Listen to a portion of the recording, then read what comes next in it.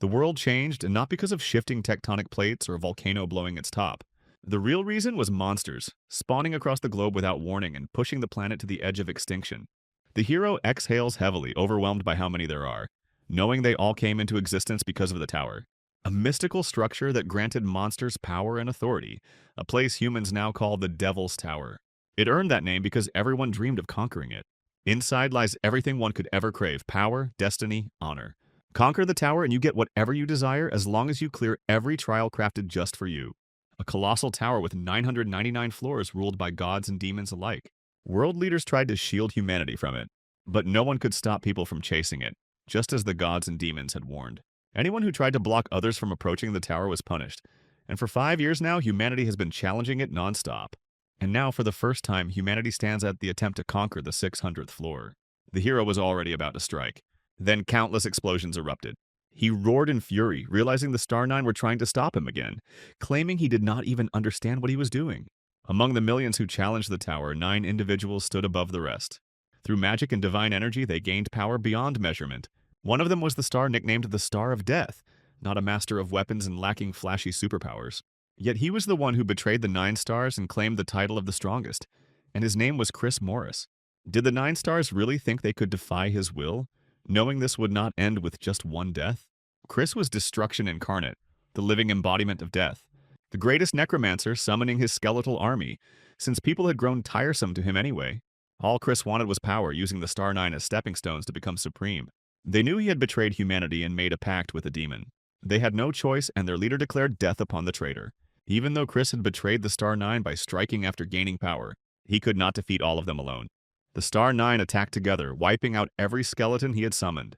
People believed Chris betrayed humanity for power, but that was only a widespread legend. He never betrayed humanity. In truth, it was Chris who was betrayed by the 9 stars, or rather, by 8 of them.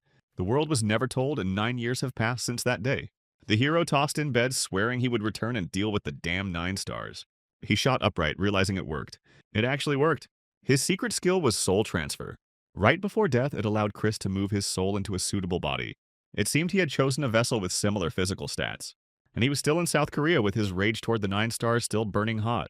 Everything would have been fine if Chris had gone to the 600th floor alone, but they offered help and then stabbed him in the back. When the hero was defeated, they finally explained the reason for the betrayal.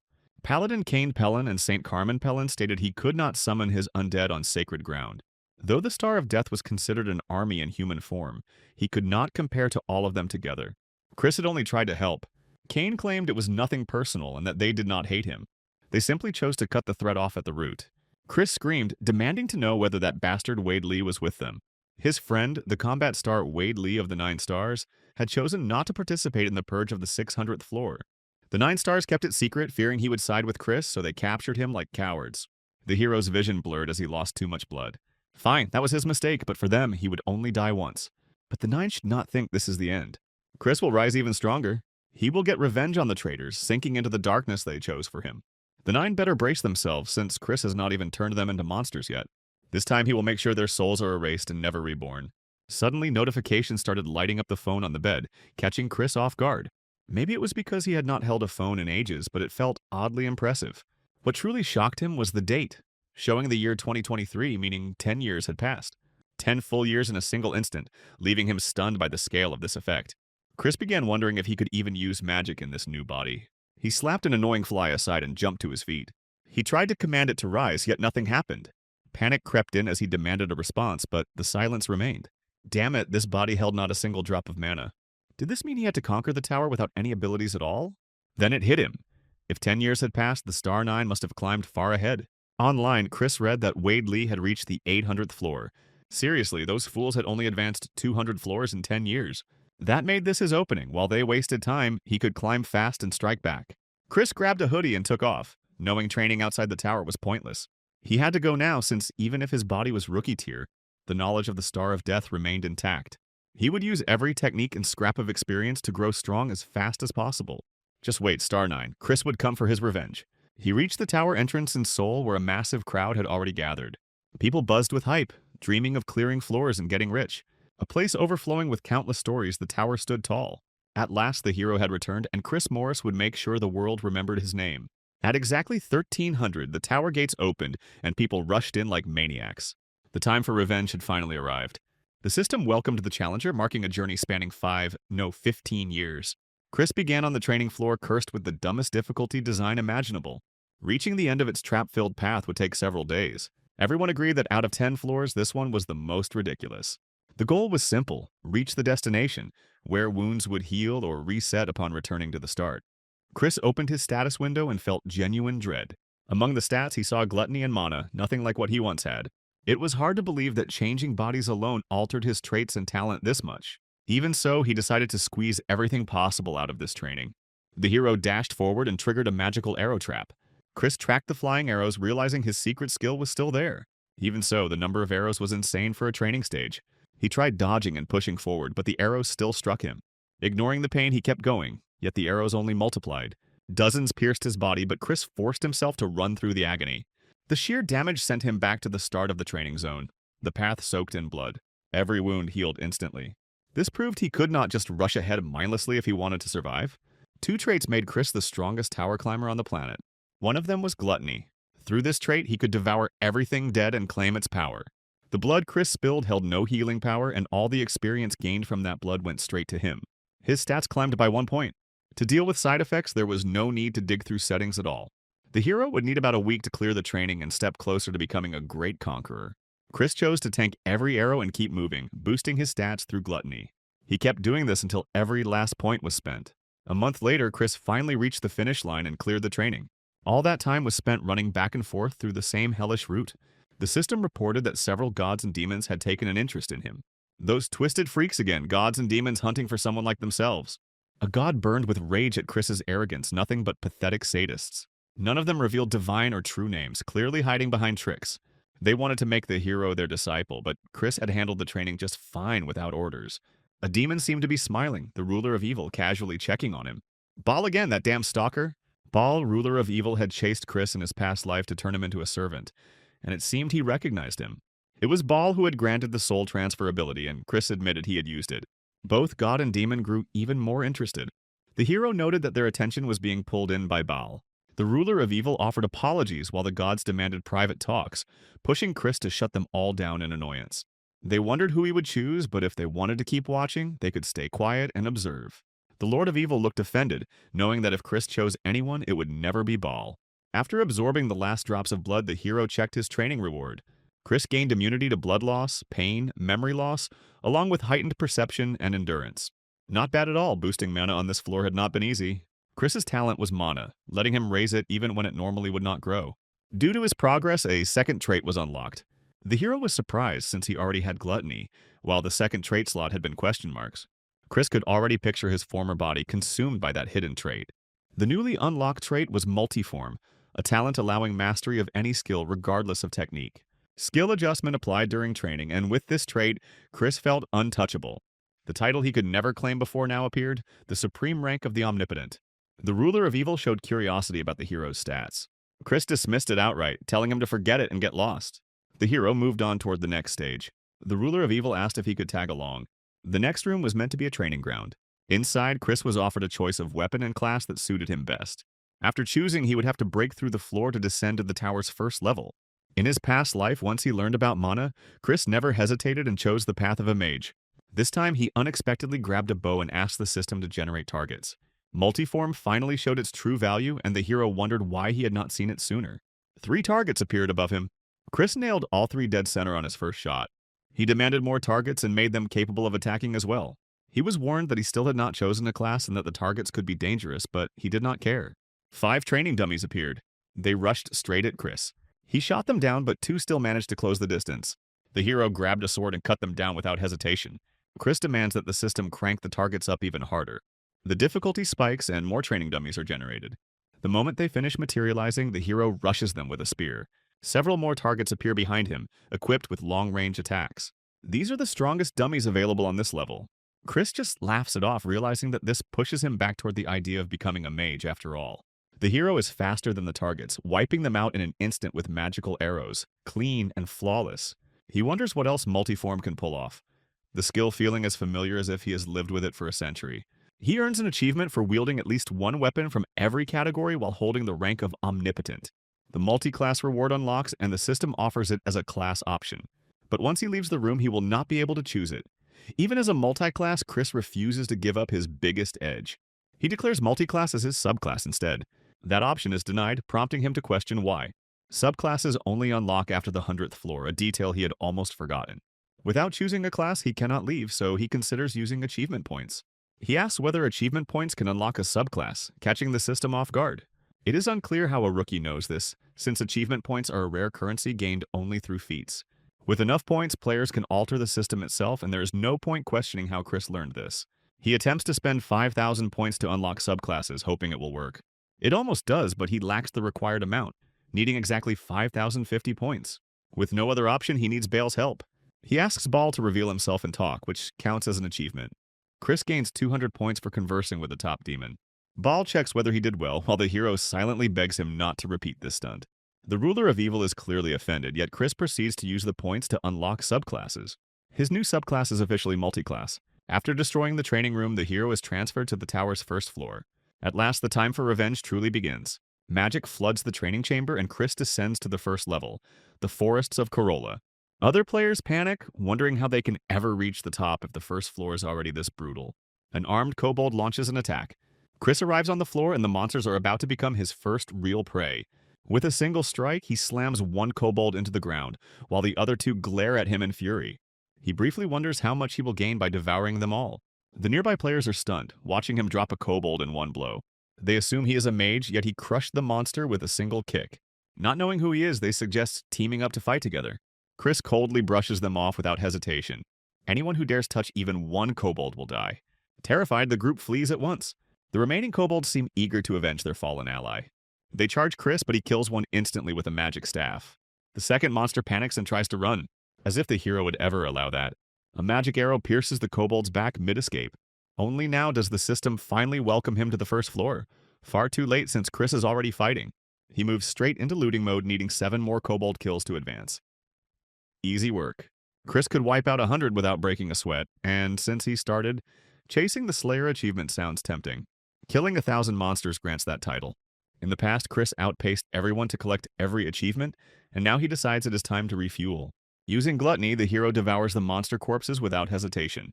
Chris sees flashes of the kobold's memories flooding in. He absorbs its strength and gains the ability to understand the kobold language. Chris's stats surge, reaching the level expected around the 10th floor. Then it hits him class correction. With multi-class active, he gains the perks of every class at once. The kobold's memories intensify, rushing back in fragments. The creature was in a hurry and seething with anger. It had seized a helpless family, knowing it had to move fast or suffer brutal punishment. The preparations ended and the kobold overlord appeared. Chris feels satisfied. The timing could not be better. The monster lord is a harbinger of a massive beast wave, a perfect chance for achievements and level growth. Normally, facing such a foe would require an entire army. Chris orders the corpses to rise, successfully switching his main class to necromancer. As an omnipotent, he retains memories from his past life, making class changes effortless. Still, it is not enough. There is a hidden class, and for that Chris needs the first floor. More kobolds emerge from the forest, weapons ready. Without hesitation, the hero commands his soldiers to slaughter everything in their path. In this way, Chris eliminates 10 monsters in total. He moves deeper and finally finds the place he was looking for, a secluded hut. Peeking inside, he sees that no one has disturbed it. Chris orders the skeletons to wait outside. Stomping the floor, he reveals a hidden passage leading downward. A hidden class on the first floor? The Spiritual Master, a high-tier class surpassing even Necromancer, capable of devouring souls. The very first Spiritual Master lies within the class change coffin. Chris opens the lid and Vulcan shoots upward in a sudden surge. The Master recognizes the hero as his descendant. It has been a long time, yet Chris shows no surprise at all. Vulcan tried so hard to be intimidating that the effort now feels awkward. Chris wonders why a Necromancer would be shocked by the sight of a skeleton. He has already read the journal, leaving little left to astonish him. The secret item, the Journal of the Spiritual Master Vulcan. In this life, Chris had not read it yet. In the past, after switching to mage and losing all items, he found the journal and returned to the first floor. When Chris became a spiritual master back then, he still failed to force Vulcan to rise. This time, the spiritual master seems to like him. Vulcan notes that Chris is far better than that rude bastard who showed up 10 years later. The thought crosses his mind to kill him, but changing class comes first. Chris states his intention to switch classes quickly, but Vulcan apologizes, explaining that the 10th floor is required first. The spiritual master class stands even higher than Necromancer. One must first rechange class at the Tower of Class Change on the 10th floor, then return.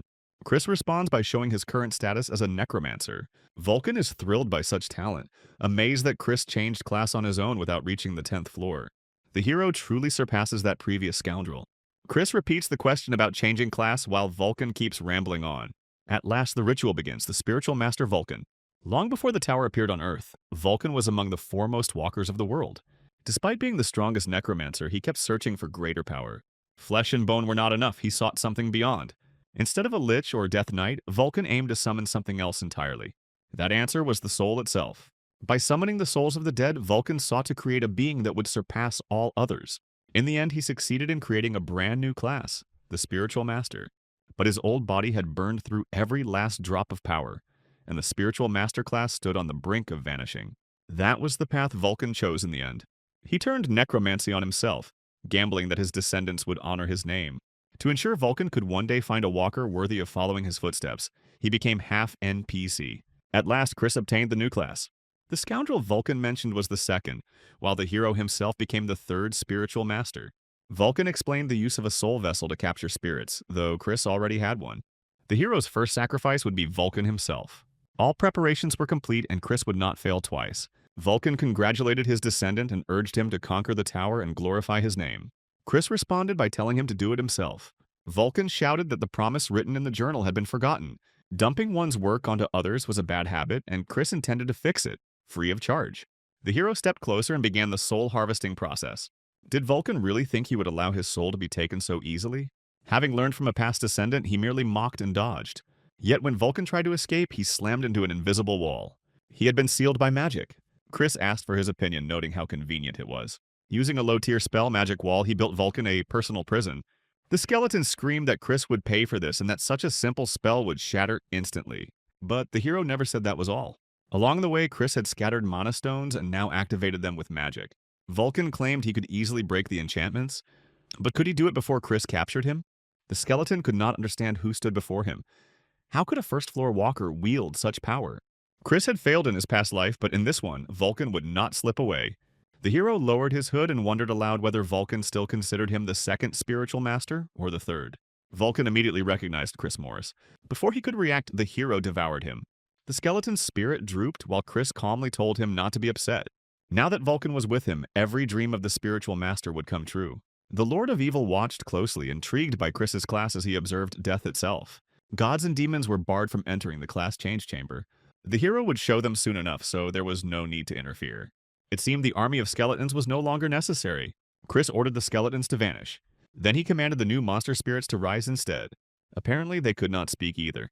Suddenly, Vulcan's voice echoed out. He raged at the idea of being used as a spiritual soldier. The hero saw him in this form for the first time, realizing Vulcan must have been striking in his youth. The spirit shouted that this was not over and warned Chris not to underestimate the first spiritual master.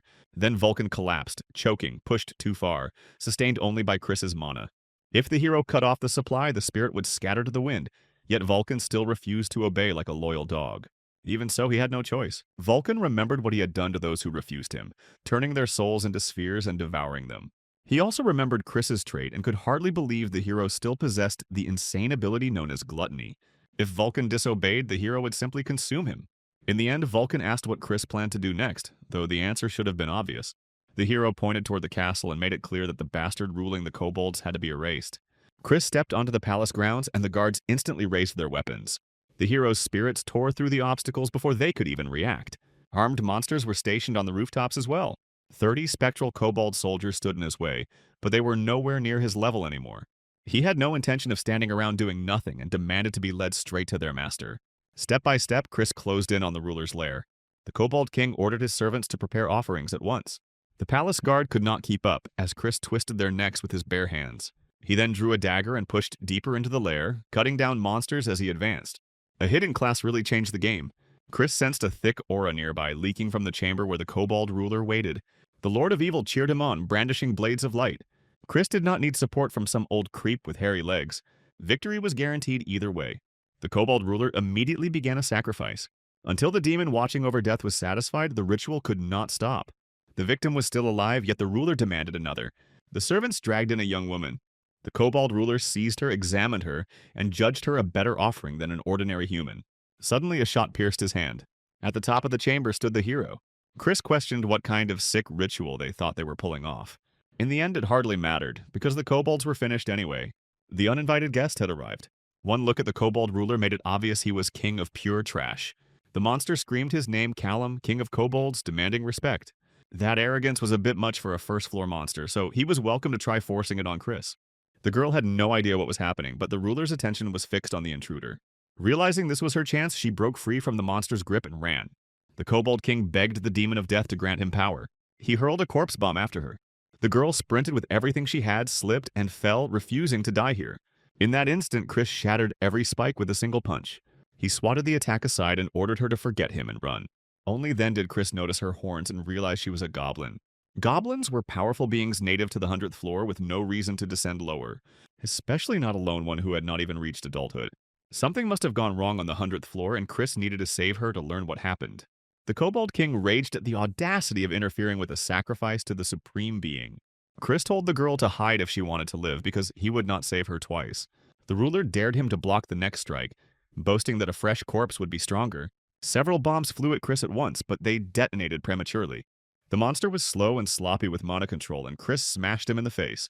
It was shocking that a first-floor walker could wield such power. Chris taunted the king for hesitating, since they had only just begun. The monster screamed at the demon of death to save him immediately. A river of blood flooded the chamber, forming a massive blood golem. How a kobold king managed to summon such a high-tier creature was a mystery. The golem grabbed Chris and slammed him into the ground. The kobold king burst into proud laughter, convinced this was his ultimate ritual. The hero wondered if the kobold even understood who he was facing right now. Chris decided to introduce him to a different kind of ritual as spirits caressed the golem and tore it apart from the inside. In a single second, the hero erased that flashy creation. Even true monster lords struggled to create golems so casually. Chris glanced at Boone, the demon watching over death, sensing this was his doing, and Boone silently confirmed it. The Lord of Evil looked on with contempt, while Boone was curious about Chris's limits as a spiritual master. He had summoned the blood golem the moment he saw Chris fighting one of his followers. The Kobold King was nothing more than a puppet, his mana drained dry as expected. Boone had planned the golem from the start, and the kobold could not believe it, raging that the demon would avenge him with something worse than death. That sounded perfect, since Chris had plenty to say to him. The kobold spirits turned on their former king and began devouring him. Chris lifted him into the air, sealing the fate of Boone's toy. The demon should never have tested the hero, and regret would come later. Chris also made sure Boone would pay for it, while the demon laughed sincerely, clearly enjoying this turn. With a snap of Chris's fingers, the kobold king died. His soul fled the body, desperate to escape. Chris caught it instantly. This was far from over, as soul orb creation was a core necromancer skill. That skill allowed souls to be gathered and turned into elixirs. At last, Chris indulged, devouring the soul of the Kobold King. Still, it was less impressive than expected and would become useless past the 50th floor. The goblin girl finally expressed gratitude and introduced herself as Leah. Chris brushed it off, saying he only came to deal with the kobold ruler, though the thanks were noted. He wondered what Leah would have done if he were a bad guy who might kill and sell her. She implied she would have taken countermeasures, very much a goblin mindset. Goblins were relentless when it came to promises or revenge, so Chris asked her one thing: how someone meant to be on the 100th floor ended up here. Leah explained that the goblin village had been attacked. Goblins were powerful beings in the tower, not easy opponents even for walkers. That kind of attack hinted at one of the four great beings. Giants ruled raw power, dragons controlled magic, demons mastered dark energy. Angels carried the wings of retribution, keeping the tower in balance. Only one of them, or someone backed by them, could disturb goblins like this. It could even involve the Star Nine, someone tied to that group. Chris felt his anger flare at those bastards again, and Leah checked if he was all right. He assured her it was fine and prepared to move on. He advised her to do the same unless she planned to stay among pools of blood. Leah asked if she could travel with Chris. She was young, but joining him was possible. Chris warned that he would be busy and would not protect her, and Leah confidently claimed she could handle herself. Chris reminded her that a kobold had nearly killed her moments ago. She admitted she had let her guard down, and Chris allowed her to come along. Changing clothes seemed wise, as blood-soaked gear drew too much attention. Right then, an equipment icon appeared above the Kobold King's corpse. Wearing his cloak, they set off and soon encountered a magic circle. Vulcan emerged, reporting that every kobold within the castle had been wiped out. Chris praised the work while Leah asked who that was, surprising Vulcan that she could see him. Leah explained that some goblins were connected to souls. That revelation marked her as something special among goblins. Chris could use gluttony and devour her abilities, but it was way too early. Training her first made more sense. A system notification suddenly popped up, warning that destroying a monster lord could trigger a wave. Once the quest was accepted, all safe zones on the first floor would be sealed off, and Chris felt hyped by that fact. Vulcan and Leah hoped he was not seriously planning to take that quest. But if the hero had no intention of accepting it, he would not have gone this far in the first place. The Lord of Evil considered the move reckless, while Boone promised Chris a reward if he reached first rank. It almost looked like Boone was fishing for a summoning ritual. Fine, the hero would decide after seeing the reward, while Vulcan could not believe Chris was basically choosing death. Vulcan knew Chris actually wanted his death, since that would finally grant him full freedom. With a chilling grin, the hero made it clear that Vulcan would remain his servant, even after death. Chris confidently accepted the quest as kobolds began attacking the village entrance, and every safe zone was locked down. Players panicked, furious that some idiot had triggered a monster wave that could wipe them all out. One guy yelled for everyone who had cleared their tasks to rush to the second floor, but there was no time left as the monster wave had already begun, and escape was impossible. Dozens of kobolds poured out of the portal. Chris appeared in the sky and made it clear that if anyone touched a single monster, he would wipe them all out himself. The hero walked straight toward the kobold horde, leaving people stunned as they warned him it was suicide. Chris commanded every spirit to rise. A necromancer on the first floor left everyone confused about how he even obtained that class. Chris carefully controlled the spirits as they tore through the kobolds. Leah asked if she could try killing one too. The hero urged her to hurry, doubting his army would leave anything behind. Leah already had an idea and pulled a sword from her sphere. With a single clean swing, she cut down a monster. That was no ordinary blade, and the young goblin handled it with scary finesse. It seemed she had been the real target all along. Suddenly, a guy called out to Chris demanding to know who he was to start a monster wave. He introduced himself as Liam from the White Swallow Guild. Chris had clearly never heard of it. Liam explained that the famous Holy Land Guild led by the Pellin siblings had a subsidiary guild called White Swallow. At the mention of the Pellin siblings, Chris's expression darkened instantly. Liam added that his older brother was in White Swallow and that they aimed to reach the 10th floor as well. Seeing Chris's strength, Liam suggested that after talking to his brother, Chris could join them. Chris declined, and a spirit immediately grabbed Liam from behind. The timing was perfect, as the hero needed answers. They would meet again after the wave ended, and Chris had a few questions lined up for Liam.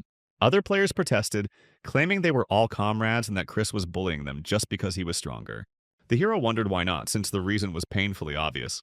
Those guys could not strike, kill, or steal anything, which might work on Earth. Inside the tower, strength was everything, and when Liam demanded release, the spirit slammed him to the ground. He needed to listen carefully or die, and Chris spared him only because information was useful. Chris warned Liam to stay far away since the urge to break him was strong. Liam's friends asked what he would do, shocked that he said nothing back. Liam finally told them to run, knowing they were finished if Chris caught them. At last, Chris and Vulcan joined the fight, leaping straight into the massive kobold swarm.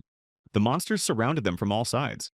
Chris took command, holding the front line while Vulcan watched over the field. They summoned an army of skeletons that latched onto kobold throats. Chris ordered Vulcan to turn every monster into a skeleton. Now the real fun began as the hero charged into close combat with his sword. Leah did not waste time either, cutting down kobolds with sharp precision, but there were simply too many of them. She could not track everything, and one monster leapt in and wounded her from behind. Compared to what Leah endured when her home village burned, this pain meant nothing. Fueled by rage, she began slaughtering kobolds with even greater ferocity. After a while, her strength ran dry and she collapsed from exhaustion. Behind her echoed explosions, roars, and the heavy swings of a blade. It was unreal that Chris was only on the first floor and already wielded such power. Leah needed to stay close to climb higher, and only then could she avenge her village. A kobold nearly lunged at her, but Vulcan stepped in just in time. He checked whether she was still standing. Leah barely got up, insisting she could handle it herself. That child was packed with resolve, and Vulcan wondered what hell she had survived. Suddenly, the goblin asked why he had helped her. When Leah fled from the 100th floor, no one had even tried to help, and she was just glad no one struck her down. She questioned whether Vulcan helped her for profit, but he did not even know. Spirits existed only to obey the orders of a spiritual master, nothing more. That meant this was Chris's command. Chris ordered Vulcan to ensure Leah survived and achieved her goal. Vulcan complied, knowing that slacking off would earn him nothing but scolding. Chris was the only one in this tower who had helped Leah. She swore she would repay that debt. The girl put on a mask of pure fury. Leah cut down kobolds one after another. Watching her now, everything became clear to Chris. Those who attacked the village had been searching for her and that sword. It was better to keep that secret because if Leah learned she was the reason her village fell, it would break her. The system announced that 1 minute remained until the wave ended. Vulcan shouted that the wave gate was shrinking as the last kobold emerged. Chris finished it with a perfectly aimed dagger throw.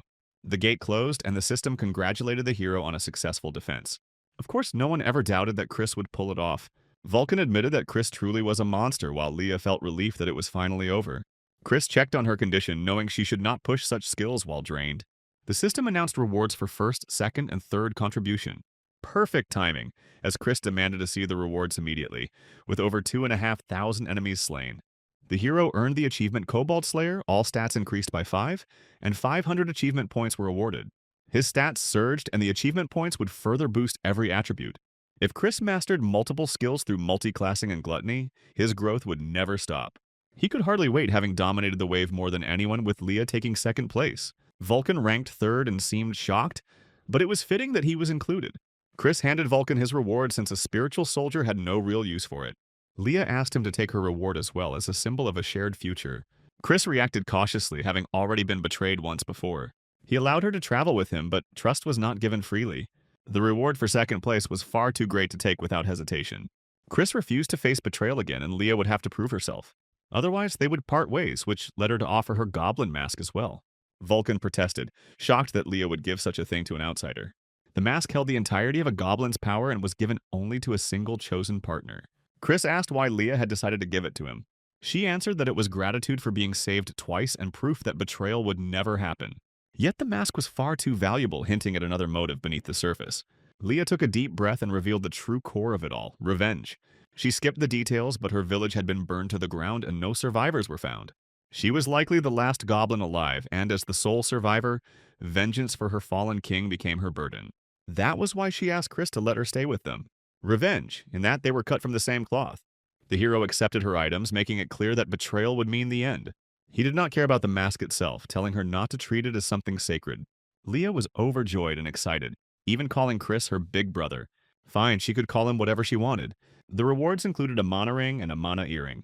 There was also a mana necklace, all items reducing mana consumption. Vulcan smirked, noting their quality, while Leah wondered why mere mana gear mattered until the spiritual master explained. These items were perfect for necromancers who used mana to raise armies. With them, Chris could boost both the number and quality of his soldiers by 45%. Chris wondered how long Bun planned to stay silent, doubting he had forgotten his promise. Bun suggested moving elsewhere since the settlement was abandoned. The group found a pub, likely emptied as people fled to the forest or climbed to the second floor. The place was decent, prompting Chris to hurry Bun along.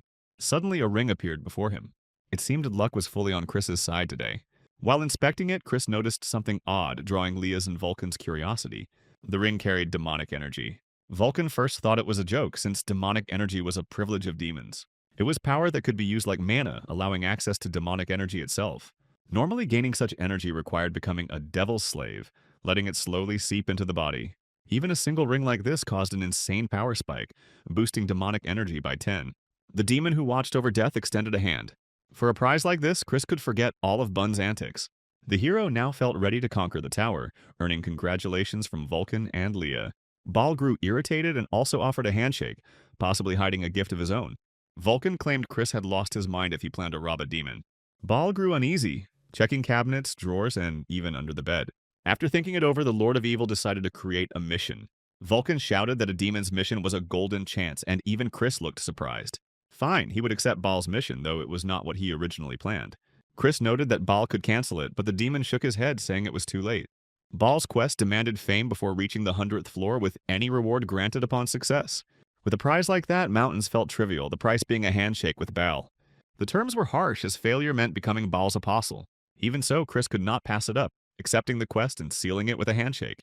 Leah asked what his next move was, wondering if they would head to the second floor. No, first they had to catch that idiot Liam and squeeze out as much information as possible. Chris told Vulcan to track him down, already having assigned a spirit soldier to the task. The fool had gone far, but Chris was sure he was still on the first floor. If only he had said that sooner, as Vulcan immediately left, promising a quick return.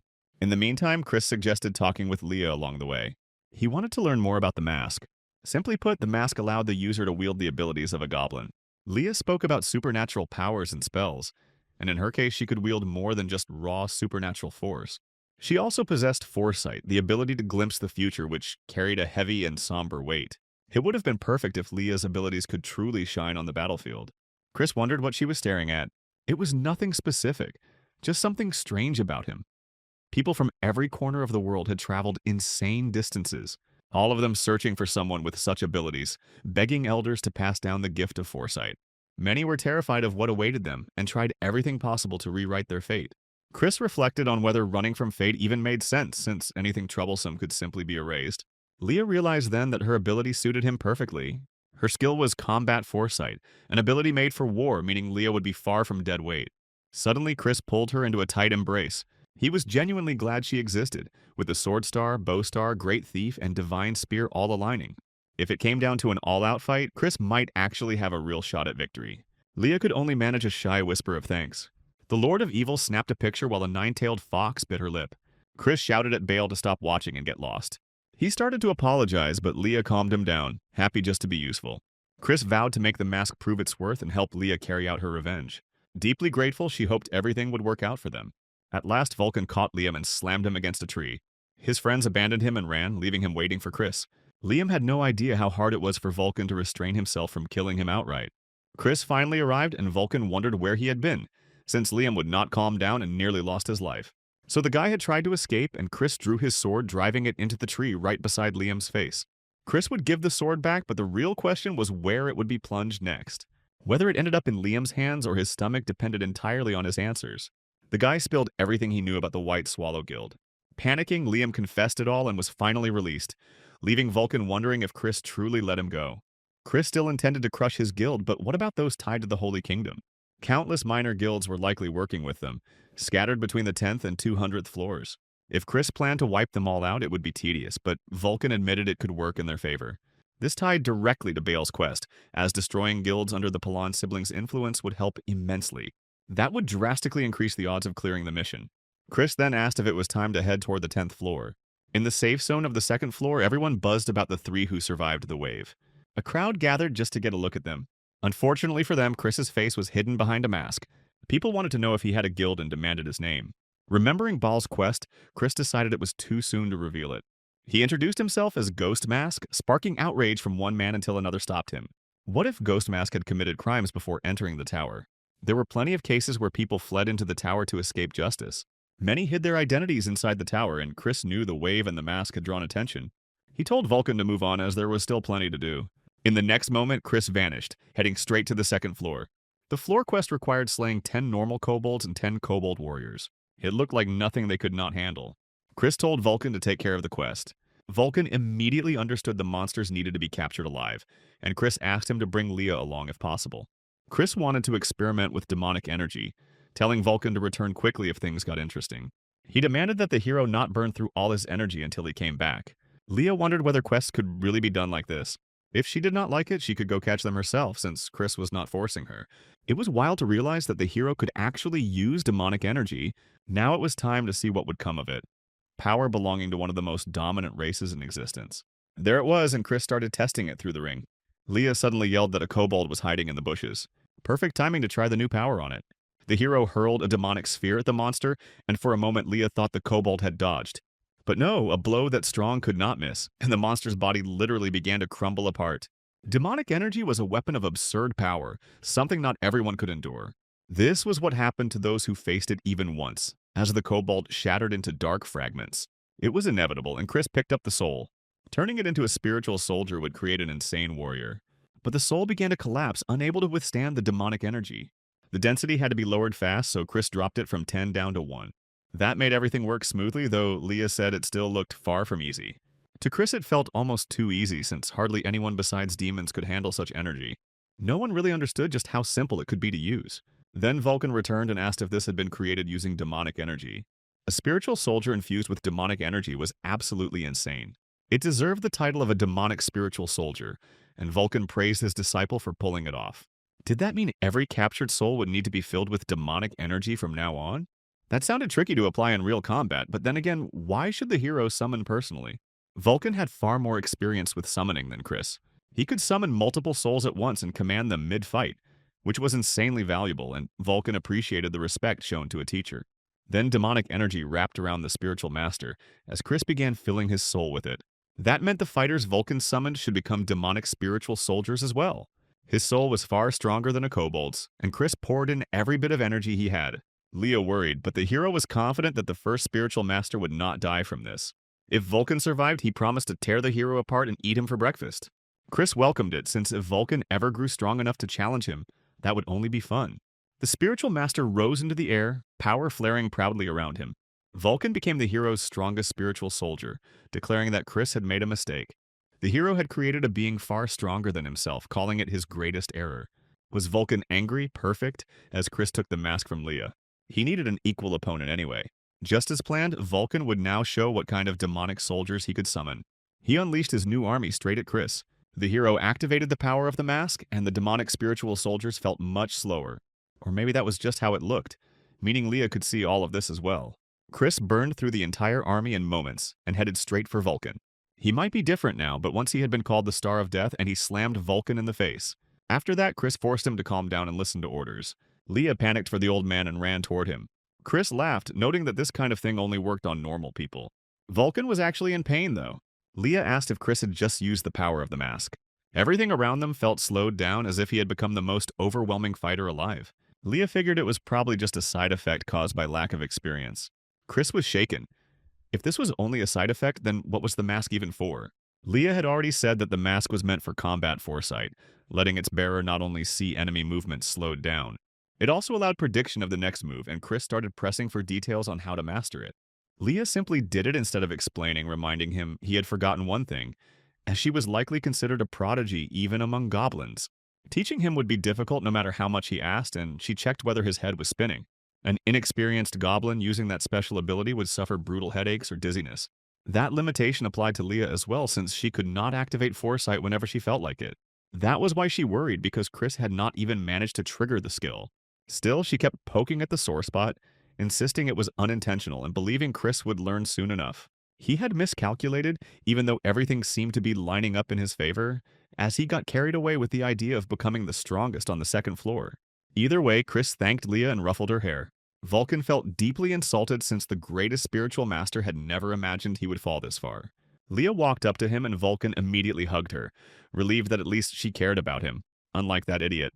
In reality, she had come to say they needed to bring in more kobolds. One more was required, so Vulcan had better hurry before Chris turned his soul into a sphere and devoured it. Leah simply passed along the message, leaving Vulcan on the verge of tears. The second floor mission was cleared without trouble, followed swiftly by the third floor. Then came the fourth. By then, rumors about the guy called the Ghost Mask had already reached the fifth floor. 3 days had passed since he entered the forest of the fifth floor, and people whispered that he could only handle kobolds. After the fifth floor, goblins with poisoned needles began to spawn. That proved true when a goblin fired at Chris while he was busy. Leah instantly sliced the needle in half. Vulcan's demonic soldier dealt with the goblin just as fast. Leah stopped the monster in time as it tried to lunge at Chris. It should have been eliminated outright. Something felt wrong as a vicious smile crept onto Leah's face. What the hell was happening to her? Vulcan asked if she was all right. Leah snapped out of it and shouted that she was fine, not understanding why she was holding her sword and laughing. They had been waiting a long time, but Chris had just finished his preparations. A monster wave was coming. On the fourth floor, the night before advancing to the fifth, the group sat by a campfire and talked. After the fifth floor, goblins would replace kobolds, letting Chris earn the Goblin Slayer achievement. Vulcan warned that they could not attack them just for fun. No one knew when or on which floor a ruler would appear. Chris had no intention of hunting the Goblin Lord anyway, and questioned whether it was even necessary since he knew how to manually create a wave. Vulcan and Leah were stunned because if that were possible, everyone in the tower would already know. Chris had learned about it by pure accident, somewhere between the third and fourth floors. While climbing the tower, a rupture had appeared, revealing the method. Each floor had a central zone where monsters spawned. If one redirected mana there, monsters would emerge just like during a wave. Vulcan figured Chris had gained a lot from this knowledge, though no one else knew, and this would be his first attempt. Monsters above the 300th floor were far stronger than goblins, and even the 4 great beings could not stop such a wave. When it could have been used, he had not known, and now that he did, it should have been impossible. But things were different now, as Chris planned to create as many waves as possible to grow stronger. People felt a quake inside the tower, then gates opened, and no one had ever seen a wave on the first floor. A goblin horde burst out toward the crowd. With no warning, people panicked and started running. The goblins answered by firing their poisoned needles. Not everyone managed to dodge. The paralytic poison locked bodies in place for a while, turning panic into helplessness. A guy rushed to save his friend, but the monsters were closing in at insane speed. He had not even reached the 10th floor and never imagined he would die here.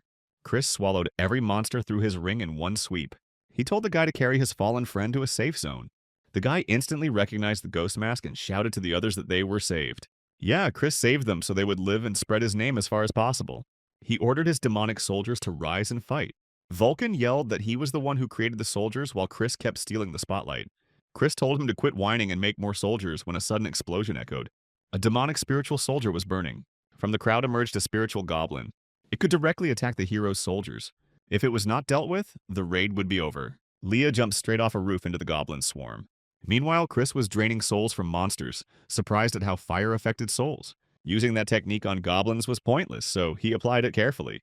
He spread spiritual fire across all remaining monsters. Chris praised Leah for solid work and urged her to keep going. Still, she wore that unsettling smile again. Suddenly, her sword began to glow, and Chris knew it was special, just not this much. Leah became unrecognizable as armor formed on her body, and her gaze struck fear into anyone nearby. The sword's light filled the sky, and tremors shattered buildings. In an instant, Leah wiped out an entire village. What kind of madness was this? Was this really the sword's power? Leah started swinging wildly near Chris, and he pulled back his hood to show it was him. Yet she did not react. She ignored him and charged head-on, forcing Chris to defend himself. She was absurdly strong, soaring into the air and leaving only rubble behind. Vulcan wandered through the dust-filled haze, calling out for Chris and Leah. He managed to reach Chris through telepathy and asked what was happening with Leah. Chris seemed fine, but something was clearly wrong with her, as her strike had nearly blown him away. No matter how it looked, it felt like he was facing the goblin leader herself. As for the wave, most monsters were already dead, and Chris asked Vulcan to handle the rest. He put on the mask, knowing he had to deal with Leah now. Chris dashed toward her, activating combat foresight at the same time. The intuition he forged while climbing 599 floors screamed that this sword was deadly. He would cut it to pieces since the tower had no eternal friends or enemies, and even Leah's tragic past could not change that. Despite his resolve, doubt crept in as he remembered her calling him Big Brother. He swung his axe, but Leah stopped it with her bare hand. It looked like she was using combat foresight. She laughed and hurled Chris back, and as his blood hit the ground, he ordered the dead to rise. Dozens of skeletal hands burst from the earth. They were the remains of the goblin wave resting beneath the rubble, and Chris commanded them to attack. Spirits grabbed at Leah's limbs, but she shredded them all with a single sword swing. Chris could not even see the soldiers' strikes. Was Leah fully using foresight now? She was overwhelmingly strong. And even Chris had to think hard about how to defeat her, as a massive shockwave blasted him away. Leah looked completely drained. No, her eyes were bleeding. Something was definitely wrong. If this was the side effect she mentioned, then Chris still had a chance. The key was making sure Leah could not use foresight, but suddenly she leapt onto a rooftop. Chris wondered what she was doing. Was she really not about to attack? Then she finally leapt down, sword aimed straight at him. Chris slid back and ordered the goblins to rise. Their paralytic poison would be lethal even for Leah. Without foresight, there was no way she could dodge it all. Seeing the world in slow motion, she slashed the goblins around her with one sweep. Then she aggressively pushed forward, trying to land a hit on Chris. Leah laughed when she finally cornered him, but a paralytic goblin needle struck her shoulder. Without the side effects of combat foresight, Chris would never have pulled it off. He fired the poison needle from a blind spot, using his own body as cover. Leah weakened and began to fall. Chris barely made it in time to catch her. His arms went numb as the paralytic poison kicked in. Chris summoned one zombie and had it bring him the poison needle. He absorbed its energy and gained resistance to paralytic poison. Yeah, Leah's ability really messed with the nerves. As she lay powerless, she saw herself and the sword in a strange inner space. Someone declared that this time she was the wielder of a demonic sword of slaughter. The presence sounded surprised since Leah was still just a child. She asked who it was, sensing something goblin-like, which was partly true and partly not. Leah pressed for clarification, clearly confused. The figure placed a long blade against her throat as a warning. Next time she drew the sword without preparation, she would be devoured. Leah woke up on Chris's back as he carried her.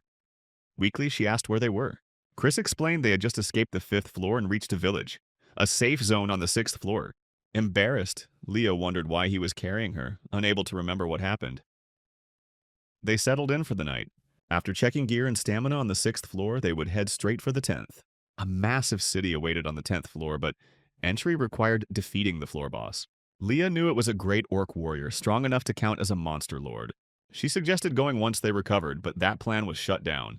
Now Leah would have to walk her own path. She was stunned, wondering if Chris was abandoning her. She could not remember anything from the 5th floor wave, as if her memories vanished midway. Chris explained that she wielded a demonic sword rivaling even an ego blade. It granted insane power but devoured the mind, and she had lost control and attacked him. If she kept relying on such unstable strength, she would never reach the 100th floor. Chris gave her a task to reach the 10th floor on her own without leaning on the sword. She had to grow stronger herself instead of borrowing power. Leah swore she would become strong enough to stand beside Chris again as a quiet ally. And so it was time to part ways. Leah thanked him for the cloak, and Chris advised her to hide the fact she was a goblin when traveling alone. There was no rush. He had business on the 10th floor and would stay there for a while. Leah said she would catch up soon and then left. Chris would wait no matter how long it took. A few days later, the 9th floor was completely cleared. The orcs were just bigger versions of the usual ones, nothing special. Chris slaughtered monsters barehanded, fully in his groove now. He reminded Vulcan to keep draining souls as they needed more demonic soldiers. Creating waves became routine, and Vulcan even enjoyed it, shocked by Chris's cold resolve. He did not even mention Leah, but that was pointless since Chris never saw her as disposable. He believed in her strength. Leah would do anything for revenge. Now Chris told Vulcan to get back to work and spawn more orcs. One wave was not enough. They needed another. The spiritual master was furious, as if the hero had zero respect for elders. Did he even have parents? Actually, no, he did not. Chris was an orphan raised in an orphanage. His companion Wade grew up there too. Vulcan felt awkward and stayed silent. Fine, he placed a hand on the hero's shoulder, showing that he understood. Chris questioned that reaction. Vulcan tried to hug him, but Chris pushed him away, not wanting pity. In the end, the hero earned the achievement Orc Slayer. They had now reached the 10th floor. To advance to the center of the floor, the boss had to be defeated. Failure would send the player back to the 9th floor. Vulcan was surprised. He had never seen anything like this before. There was a record board here. Everyone else had cleared it in a minute. Chris did not see Vulcan's name anywhere. Vulcan complained that the hero's name was missing too, and that half the records belonged to the 4 great beings with absurd abilities. Then Chris wondered why they should not just break the record. Vulcan smirked. That sounded amazing. Preparation for battle began. In 1 minute, the boss fight would start. It looked completely doable. Chris told Vulcan to deploy the demonic soldiers to lock the boss down. The hero began summoning a magical spear, ready to show the power of multiclass. The spell was elemental. The spear gained multiple enchantments: piercing, agility, critical damage, and more. Chris would never forget this moment. The spell evolved into demonic energy. Only seconds remained before the mission started. The Great Orc was summoned. Vulcan ordered his demonic soldiers to charge forward. Chris struck the boss with the Spear of Odin. The monster was defeated in less than a second, an absolute record. The system asked the hero to enter his name, and he registered as Ghost Mask. Players immediately began discussing the new 10th floor record. Leah flinched when she heard the name Ghost Mask. She realized she needed to train even harder. Vulcan was thrilled that they had surpassed the 4 great beings. Even the greatest spiritual masters had a long way to go to reach that level. Chris suggested moving on. They still had a lot to do on the 10th floor and would wait for Leah there. The auction was now open. A certain man showed strong interest in the new celebrity, Ghost Mask. The 10th floor was the first major city walkers encountered. A portal back to Earth was located there. People who abandoned the idea of reaching the summit turned to trade and built the largest city of the first 100 floors. Chris decided to sell his remaining items and buy a few potions. Auction restrictions were lifted, but the city market was still thriving. Some people here lived ordinary lives. Not everything could be bought at auction. Chris registered anyway. Merchants offered food from the Golden Lich, weapons from the Golden Lich's workshop, even stays at the Golden Lich Hotel. Vulcan asked who the Golden Lich even was, clearly out of the loop. The Golden Lich Company was one of the top firms in the tower, founded several years ago. The Golden Lich himself was the richest individual in the tower, with his real name unknown. He controlled an insane amount of gold. Rumors said everything in the tower passed through his hands. Chris mentioned he had some business to handle. He needed a sponsor. Vulcan asked which one. Chris was already looking at him. All the emblems around belonged to that sponsor. Yes, Vulcan understood correctly. The Golden Lich would sponsor Chris. The heroes entered the Golden Lich Company, a place where anything money could buy was available. Weapons, items, potions, information. At the Golden Lich Company, anything could be bought or sold. Chris was handed a waiting ticket marked with number 18. Halcyon was in charge of the 3rd counter and asked how he could help. Chris wanted to buy something. The clerk asked how he should address the hero. Chris took out the mask, making it clear enough without further explanation. The clerk's face changed instantly, fear washing over him. Chris motioned for him to keep it down. There was a reason he wore it. The hero told Halcyon to count the money. 3,000 gold coins, everything Chris had earned through the waves. The clerk timidly asked what Ghost Mask planned to buy with that much cash. Chris answered briefly, a meeting with the Golden Lich. Halcyon decided the guy in front of him had lost his mind. Could it be that Ghost Mask had been a criminal outside the tower? Chris asked what the problem was. Halcyon replied that anything could be bought here. Unfortunately, this particular deal was impossible. There were 2 reasons. First, Lord Lich was busy. Chris asked about the second reason. It might sound rude, but the money was not enough. 3,000 gold was not a small sum, yet it was not worth the Lord's time. So that route was closed. Halcyon was about to ask Chris to leave the company, but the hero cut him off.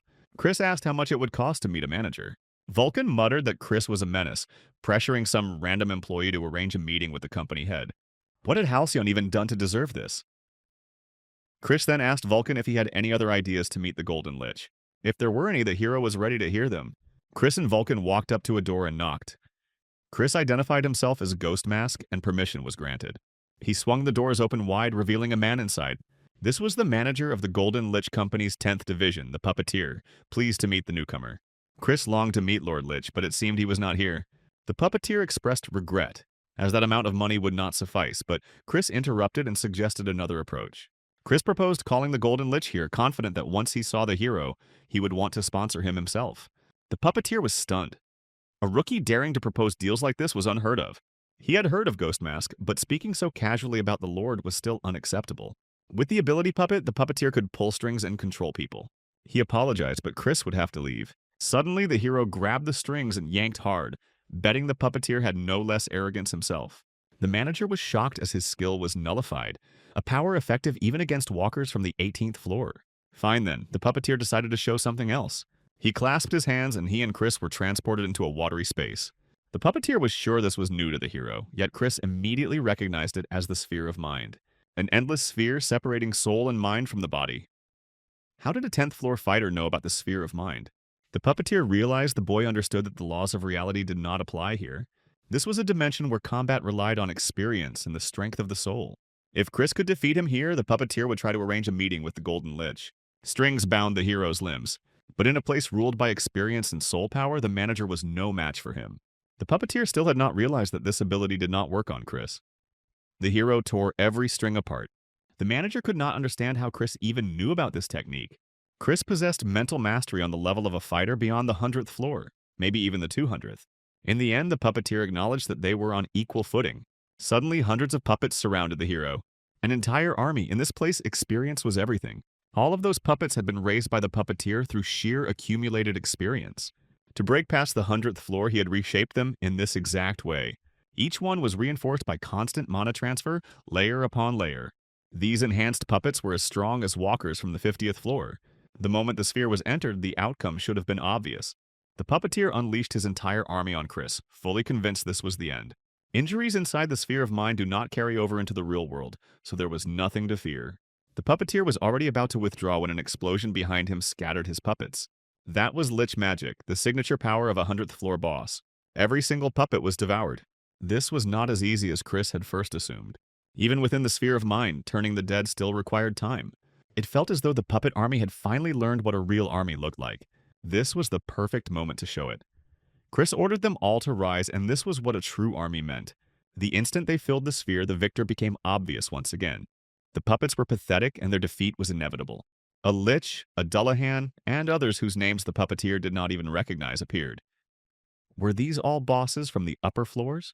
The manager panicked, trying to understand who Ghost Mask really was, but the spirits were already closing in to devour him. Suddenly, everything returned to normal. The Puppeteer could not tell when they had come back, as he never closed the sphere. There was no way Chris had seized control of the sphere itself, was there? The hero urged the manager to stop panicking and stand up, reminding him of the deal. The Puppeteer was obligated to arrange a meeting with the Golden Lich, and Chris handed him a letter. He instructed him to deliver it to the Lord himself, as a loser had no place arguing terms. If the Golden Lich did not respond, then the Puppeteer would be unable to help any further. Chris showed no concern, confident that the Lord would respond without question. Once an answer arrived, the Puppeteer would inform him immediately. Together with Halcyon, the manager bowed and wished Chris a smooth journey onward. The heroes exited the building.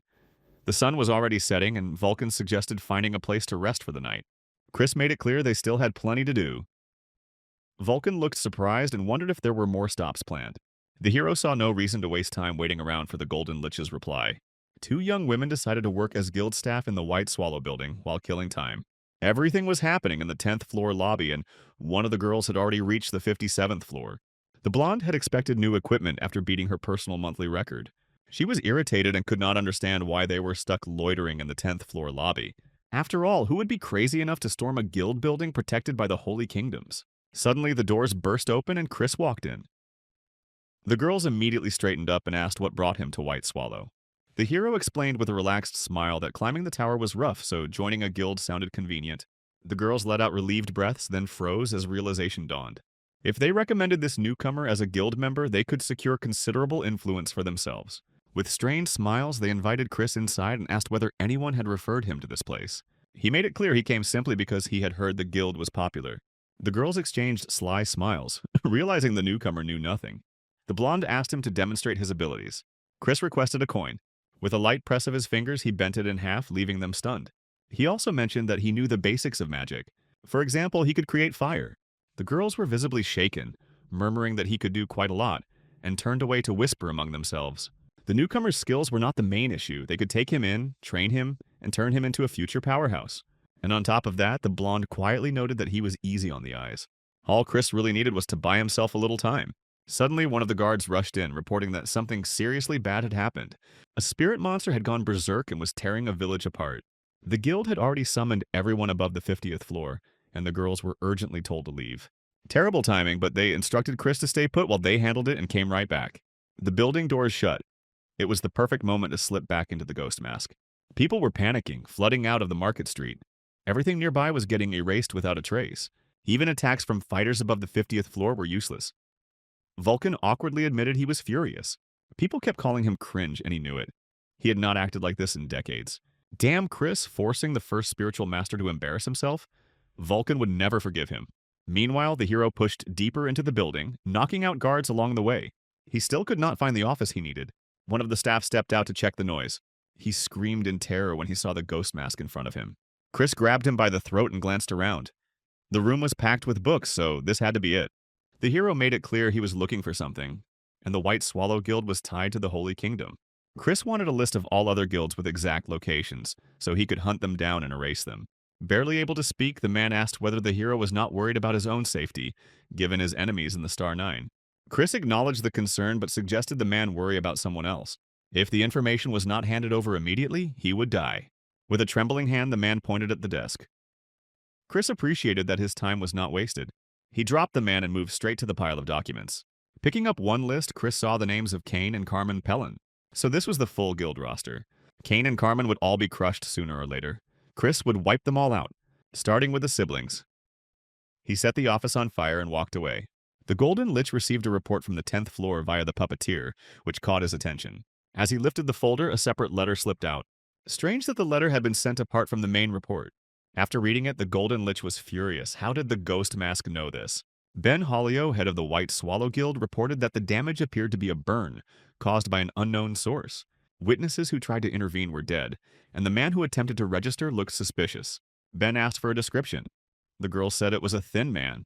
The blonde claimed he had a sharp nose and was handsome, while the brunette insisted it was flat and ugly. They immediately started arguing with each other. Then it hit the blonde. It might have been illusion magic.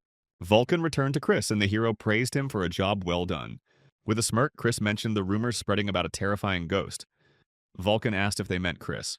The hero confirmed that no one recognized him. Cheap illusion magic still worked wonders here. Everyone who saw him remembered a different face, though Chris carried nothing with him. He was supposed to have gathered intel on other guilds, but he tapped his head. Everything was stored there. The conversation was cut short by a sudden knock at the door. Vulcan thought Chris had ordered room service, but that made no sense. They prepared themselves and quietly approached the door. Chris counted to 3 and opened it. Vulcan instantly restrained the person outside. Chris took a look and was surprised. He had seen this man at the Golden Lich's company. It was the terrified Halcyon. He had been sent by the puppeteer to deliver the message that the Golden Lich had arrived at the 10th floor branch. Upon arrival, Chris was met by an entire army of guards and wondered what the issue was. The Golden Lich admitted he did not know how Chris obtained the information in the letter, but found it impressive nonetheless. Knowing exactly what the letter contained, Chris still dared to stand before the Lich. The Lich approached him, making it clear the price would be steep, since the truth must never leak inside the tower. Behind the mask, Chris smiled. It had been a long time. The Golden Lich ordered his servants to escort the hero to his office with one condition: he had to stay alive. The squad leader commanded everyone to form up, planning to crush Chris at the very start. He never got the chance. The hero struck first, slamming him into the ground. Only a fool would shout his plans out loud. Chris dealt with the remaining servants in moments. Then he chased down the Golden Lich, raised his weapon, and challenged him head-on. The man turned and unleashed his golden power at Chris. The hero raised a shield, blocking a storm of golden coins. That skill consumed both gold and mana, the signature trait of the Golden Lich. Chris pushed through and questioned whether that was all he had. Of course it was not. A massive wave of coins forged from this branch's gold hurled Chris into the sky. Even he would suffer fatal wounds from something like that. The Golden Lich detonated hundreds of coins around the hero, convinced it was over. Not yet. Chris planted a spear right at his face. In a battle of speed he rarely lost. The Golden Lich shoved the spear aside, convinced such cheap tricks could never defeat him. Chris cut him off, making it clear he could not be killed. The Golden Lich ignored that claim and ordered his men to take Chris alive. The hero would explain everything. The master told him to follow. They entered a dazzling office soaked in luxury. The Golden Lich clearly adored wealth. Suddenly, another golden wave crushed Chris down. This space was completely isolated from the outside world by the Lich's golden power. Even gods and demons could not intrude here. Now the Golden Lich demanded to know who had leaked the truth that he was the auction's true master. The auction was a massive system that allowed items to be sold throughout the tower. It had not appeared on its own. Someone created it and ruled over it, and that someone was the Golden Lich. If this truth ever surfaced, his entire company would collapse, which was why he demanded answers. The hero claimed it was a bluff, that no one had told him anything. The Golden Lich forged a massive axe from golden energy. Even missing a limb or two, the hero could still talk. He swung, but Vulcan shattered the golden axe in midair. That was a soul vessel, an item only a spiritual master could wield, and the Golden Lich knew it. Only now did recognition begin to dawn on him. Chris removed his mask, smiled, and reminded the debtor William that it was time to pay what was owed. The Golden Lich had believed the hero was long dead. Chris laid it all out. The purge of the 600th floor, the betrayal by the Star Nine, Baal's gift, and his resurrection. At last, the pieces clicked together for Vulcan. To be honest, William could not be completely certain this man was truly Chris, and the hero himself had once doubted it. The Golden Lich asked about his objective. First on the list was spending William's company funds. That meant signing a sponsorship contract. Chris spoke of the company as if it were already his, and the hero made it clear that it practically was. William had once been nothing more than a wandering merchant, and it was Chris who sold him a high-floor trophy. The hero was the true founder of the Golden Lich Company and its largest shareholder. William was stunned by the sheer audacity, yet it felt disturbingly real, as if he truly stood before Chris himself. If this was to be called a contract, then William would also have to give something in return, assuming this man was truly Chris. The hero proposed terms to be finalized after gathering all the necessary information. Fine. William would listen and pay. Chris explained that the Star Nine had deliberately set him up, or someone had manipulated them. Each of them was powerful and unlikely to obey one another without cause. Inside the tower, there were only 4 entities capable of such control, which left William shaken. Chris spoke of the 4 great beings, guardians of their racial supremacy. If another race ever produced a special existence capable of climbing high enough, those beings would lose their dominance. That was why they were obsessed with reaching the very top, or erasing anyone capable of doing so. Those who sided with them would be crowned as rulers of the middle floors. But as Chris pointed out, this was still speculation. For now, no one else besides him had suffered. The hero asked whether William had heard of the Oni village on the 100th floor. Chris knew the only survivor from that place. Her name was Leah, a young member of the Oni tribe. Meanwhile, she trained non-stop, refusing herself even a single moment of rest. Still, it was nowhere near enough to defeat him. Leah kept exceeding the boss time limit and failed again and again to reach the 10th floor. To meet her big brother again, she had to become far stronger than she was now. The very spirit bound to her wondered what Leah kept muttering about since she could use its power. The girl only wanted to reunite with Chris as fast as possible, trusting that the spirit could wipe out orcs in no time. No, Leah would not rely on the Dragon Slayer Sword of Massacre. She had promised Chris that much. She had to grow strong on her own and demanded not to be disturbed. William found it strange that in that massacre only a young girl and a single sword were spared. A child and a blade, that meant they were the true targets. Chris stated that an entire race had been wiped out for the sake of one girl. They had tried to crush a budding sprout. William realized this could shake the tower to its core. If that was true, then everything was headed for collapse. Chris's goal, however, was revenge. He intended to kill not only the Star Nine, but also the 4 great beings, and even the one who slaughtered the Golden Lich's family. Those words shook William deeply, dragging him back to the memory of standing among his relatives' corpses. He opened to space, and Baal and Kumiho immediately grew curious about the conversation. They were ruining the mood. Fine. William decided to buy Chris's information, a solid call. But the hero had to prove it here and now. The Golden Lich already half believed him. Chris wondered if this was really necessary. William was a merchant. Trust equaled money. Half trust meant no deals at all, annoying as hell. Chris summoned Baal, asking the Lord of Evil to act as his guarantor and offering a handshake. Baal protested that a single handshake was too cheap. 3 handshakes might be worth considering. Fine, Chris agreed to that. Baal assured William that this was exactly the person he thought it was. No doubts needed. The Lord of Evil swore to its truth. The Golden Lich laughed, realizing there was no escape now. He chose to believe the hero. William extended his hand, welcoming the phantom mask. Chris hoped the day would come when they could use real names, and he shook the golden lich's hand. The hero made his first request to his sponsor. If money could buy it, William would get it instantly. Chris wanted every weapon that existed in the tower, with extras to spare. William questioned the need since Chris was a spiritual master. Was he planning to start a war on the 10th floor? Chris revealed his multi-class. The Golden Lich was stunned. That class name meant the hero could do everything. Any weapon he touched for the first time would feel like one he had mastered for years. If that was true, then Chris was already stronger than in his past life. He was still weak for now, but his potential was unmatched. In that case, it was William's job to unlock that potential. He immediately summoned the puppeteer. The man entered, asking if they were finished. The Golden Lich ordered him to buy every weapon available on the 10th floor. He also told him to mix in items from other companies so it would not look suspicious. Then he handed over a card requesting VIP-level packaging. William and Chris waited in the office for a while until the puppeteer finally returned. He brought everything requested. The hero asked how this could be everything when it looked like a single outfit. Chris had ordered far more than weapons alone. William assured him it was all there. This attire was called the interdimensional cloak. Its inner lining was linked to a pocket dimension, letting the user stash basically any items inside. Temperature, size, and color could be adjusted to match the wearer's vibe, and defensive magic layers were woven in for protection. If accessories were stored within, their effects would auto-trigger on their own. This was a ridiculously rare item, with only a handful like it in the entire tower, and William warned that it had to be used carefully. But the one who really had to be careful was William, since he'd be the one eating the cost of Chris's shopping spree. That guy Liam came back from a raid with his crew, dead convinced they were about to get wiped. They got no achievement, but Liam's items kept them breathing. Still, they burned everything just to make it to the 10th floor, and the guy started spiraling about how they were supposed to climb any higher now. Liam told them not to sweat it, since the 10th floor had a white swallow branch, and once they reached his brother, money would be handled. And that clown from the first floor had apparently become the Phantom Mask. Liam was furious that the Phantom Mask had dared to threaten him, and he swore payback was coming. He ordered his boys forward, claiming it was finally time for their revenge arc. But when they reached the White Swallow Guild building, they found it burned to the ground. Other guilds had pulled back to the 30th floor. Liam's brother went radio silent, and the crew had no idea what to do next. Night was already closing in, and they had no strength and no cash. Reaching the 30th floor was a pipe dream. They begged Liam to say something, since they trusted him and threw themselves into this mess because of him. Beyond having a brother in a decent guild, Liam didn't actually have anything real to stand on. So what were they supposed to do now? Liam only wanted those useless dudes to shut up since they were no help anyway. Without him, they never would have even touched the 10th floor, and now that things went sideways, he decided it was time to get rid of them. A small fox suddenly sprinted up to them.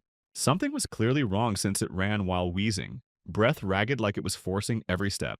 Liam snapped that if it wanted food, they had none, so it should get lost. The fox only rushed closer, panting harder, and Liam got irritated, demanding it stop sticking to him. Then he kicked it, calling it a filthy, stinking thing. That was it. The poor animal had the worst luck, catching Liam while he was already stressed to the edge. He started stomping it hard, dumping all his rage into every kick. Liam yelled that nothing ever worked out. Everything just got more tangled, and the only things around him were disgusting little pests. Then someone threw a sword, and in one clean, brutal moment, it severed his leg. Chris stepped in, closing the distance and demanding he stop, since more time would be wasted on healing if he kept going. Liam screamed in pain, demanding to know what kind of bastard had shown up. The Phantom Mask answered that the fox Liam had been kicking belonged to him. Earlier, Chris had told Vulcan they were heading to one last place, the class change tower, because he needed real spiritual power. Vulcan asked why, since Chris was already a spiritual master, and Chris explained his class was basically a glitch.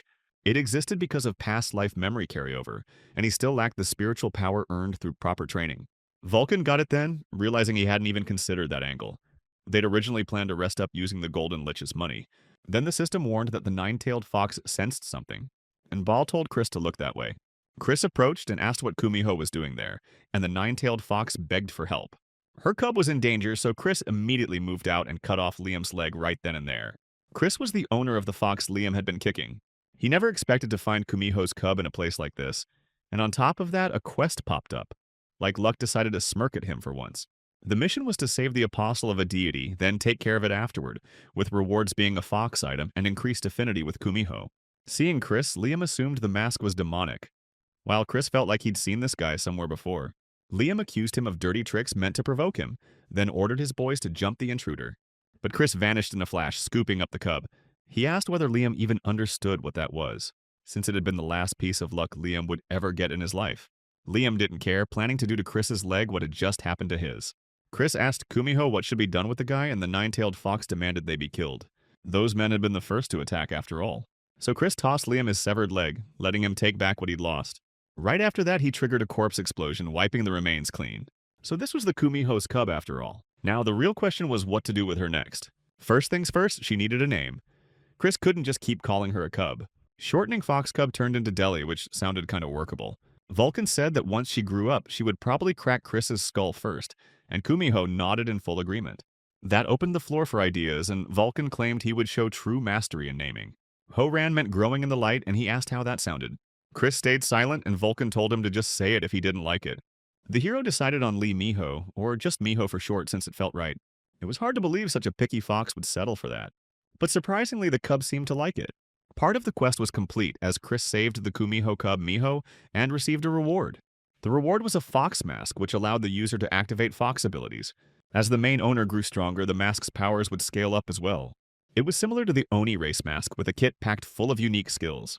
The most important one was Charm, a broken ability that crushed opponents without even laying a hand on them. Kumiho reminded him the quest wasn't finished yet and asked that the cub's health be restored. To do that, Miho had to be fed 999 pieces of raw liver, and it had to be fresh. That meant hunting personally, but if it counted as payment for the mask, there was no avoiding it. On top of that, his affinity with Kumiho would rise, which Chris actually looked forward to. With things settled for now, Vulcan went off for a walk. As soon as morning came, the hero planned to head straight back to the tower. If Vulcan was late, he could just meet him there. Vulcan nodded and flew off. Suddenly, Vulcan felt an absurd gap in energy levels. He spotted a horned figure radiating ominous mana. That presence was unmistakably draconic. Then the figure declared an intent to wipe out every last dragon. Vulcan was shaken since dragons loved their own kind to the point of narcissism.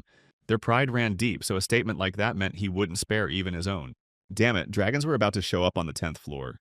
People whispered that this dragon had been standing there for days, muttering nonsense to himself. It was strange that no other dragons had dealt with him even after all this time. Suddenly, the dragon looked straight at Vulcan. It seemed he had sensed Vulcan's mana.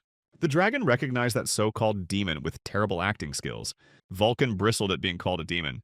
Judging by how little power the guy sensed, his level was pretty low. Vulcan mocked him as a snot-nosed dragon, and the guy snapped instantly. He raged about how Vulcan dared to call him a dragon, clearly asking for death. Meanwhile, Chris had already arrived at the mage tower near the 10th floor. It was odd that Vulcan still hadn't returned, and he wasn't responding at all. Chris entered the tower thinking it was empty when someone suddenly greeted him. A man named Ken managed the mage tower, and Chris noted how quiet the place felt. Ken explained that few people possessed 10th floor mana, so only flies really came by. Chris wanted to use the necromancer's room and asked if it was possible, which Ken approved. To prove his mana level, Chris had to fill the crystal sphere Ken was holding. All it required was channeling mana, basically casting magic. Chris touched the sphere, and the entire room flooded with a violet aura. Ken was stunned that someone who had only reached the 10th floor carried that much mana. Suddenly, the crystal sphere shattered in Chris's hands, and the guy collapsed to the floor. The hero calmly asked where the necromancer's room was located. Meanwhile, the dragon launched an attack on Vulcan, and the situation turned ugly fast. Chris was too far away, and mana had split from the soul. The dragon pressed Vulcan, tired of him hiding among souls, and the moment for a real fight arrived. Someone in the crowd suddenly noticed a horn. There was no doubt anymore, he belonged to the dragon race. That realization only fueled his rage, and the crowd scattered in panic. This guy was definitely a dragon. Yet his reaction to the word felt off, as if body and soul didn't quite match. Vulcan wasn't sure such a thing was even possible, but his scholar's curiosity awakened. He decided to turn the soul itself into a weapon. Vulcan would personally uncover what was hiding inside this dragon. He struck with a soul laser, cutting straight through. The dragon laughed, realizing Vulcan wasn't just some demon. This was spiritual power, magic fueled by the soul instead of mana, something beyond the dragon's reach. This was Vulcan, a true spiritual master, and the dragon would regret picking this fight. He decided it was time to introduce himself properly. The opponent fought back and introduced himself as Hendrik, a dragon slayer, the one who intended to kill Vulcan. Dragon slayers were warriors forged in wars against dragons, and his soul was insanely strong. Vulcan couldn't understand why such a soul resided in a dragon's body. Hendrik unleashed his signature dragon technique, and Vulcan realized he had underestimated him due to his youth. If the soul inside this body had climbed to the 800th floor, then not even Chris would be able to help. There was no way Hendrik planned to just keep taking hits. Vulcan tried to bind the dragon with a soul link, but it was sliced apart like a full moon cleaving the night. Still, a massive hand formed above Hendrik, summoned by that very soul link. Vulcan barely survived hanging by a thread. He burned through all the energy and mana he had temporarily received from Chris. Hendrik would likely pause for a moment, and that hesitation was Vulcan's chance to act. The dragon barely managed to repel the assault, and Vulcan stated his name. Hendrik memorized it well, swearing to carve it into him next time. The tower held countless rooms, and Ken explained that the path of magic varied widely, clearly curious about who this hero really was. Chris had only reached the 10th floor, and Ken assumed he couldn't compare, having climbed to the 35th himself. Chris noted that Ken seemed like a solid mage and a decent guide. Ken led him to the necromancer's room. Chemicals, corpses, and shelves of books filled the space. Basically a necromancer's dream setup. Ken said to call if anything was needed and left. Chris signaled it was time to begin, and Miho ran ahead before stopping short. Vulcan appeared, and Chris wondered what he had been doing all this time. The spiritual master brushed it off, claiming he had just overdone his morning training. Chris was clearly ready to start, aiming to use spiritual power just like Vulcan. He ordered the warrior spirits to prepare everything, bringing books, drawing a pentagram, and lighting candles. Vulcan picked Miho up and suggested moving farther away. This could be Chris's final command, so everyone needed to listen closely. Vulcan was tasked with guarding Chris's body until he awakened. The spiritual master warned him to be careful, since if he died, Vulcan would claim the body for himself. The spirit summoning began and the force rushed violently into the hero's body. Miho panicked and cried out while Vulcan calmed the cub, knowing everything was proceeding as it should. Spiritual power stood at the core of necromancy, the fundamental principle that allowed souls to be burned as mana. The fastest way to awaken that spiritual force was to accept the state of the soul itself. In other words, to die. It seemed Chris had stepped straight into the spiritual realm. Souls screamed for his body, desperate to reclaim flesh and return to life, and that meant it had begun. They chased the bound vessel with raw hunger, hoping for resurrection. Souls clashed with one another over Chris, while old Vulcan was urged to keep walking the path of truth.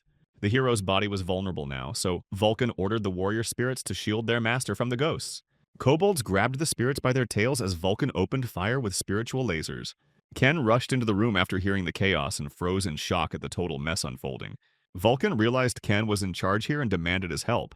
Miho hid around the corner, then noticed a ghost that had slipped behind Chris's back. It was seconds away from grabbing him since there was no protection there at all.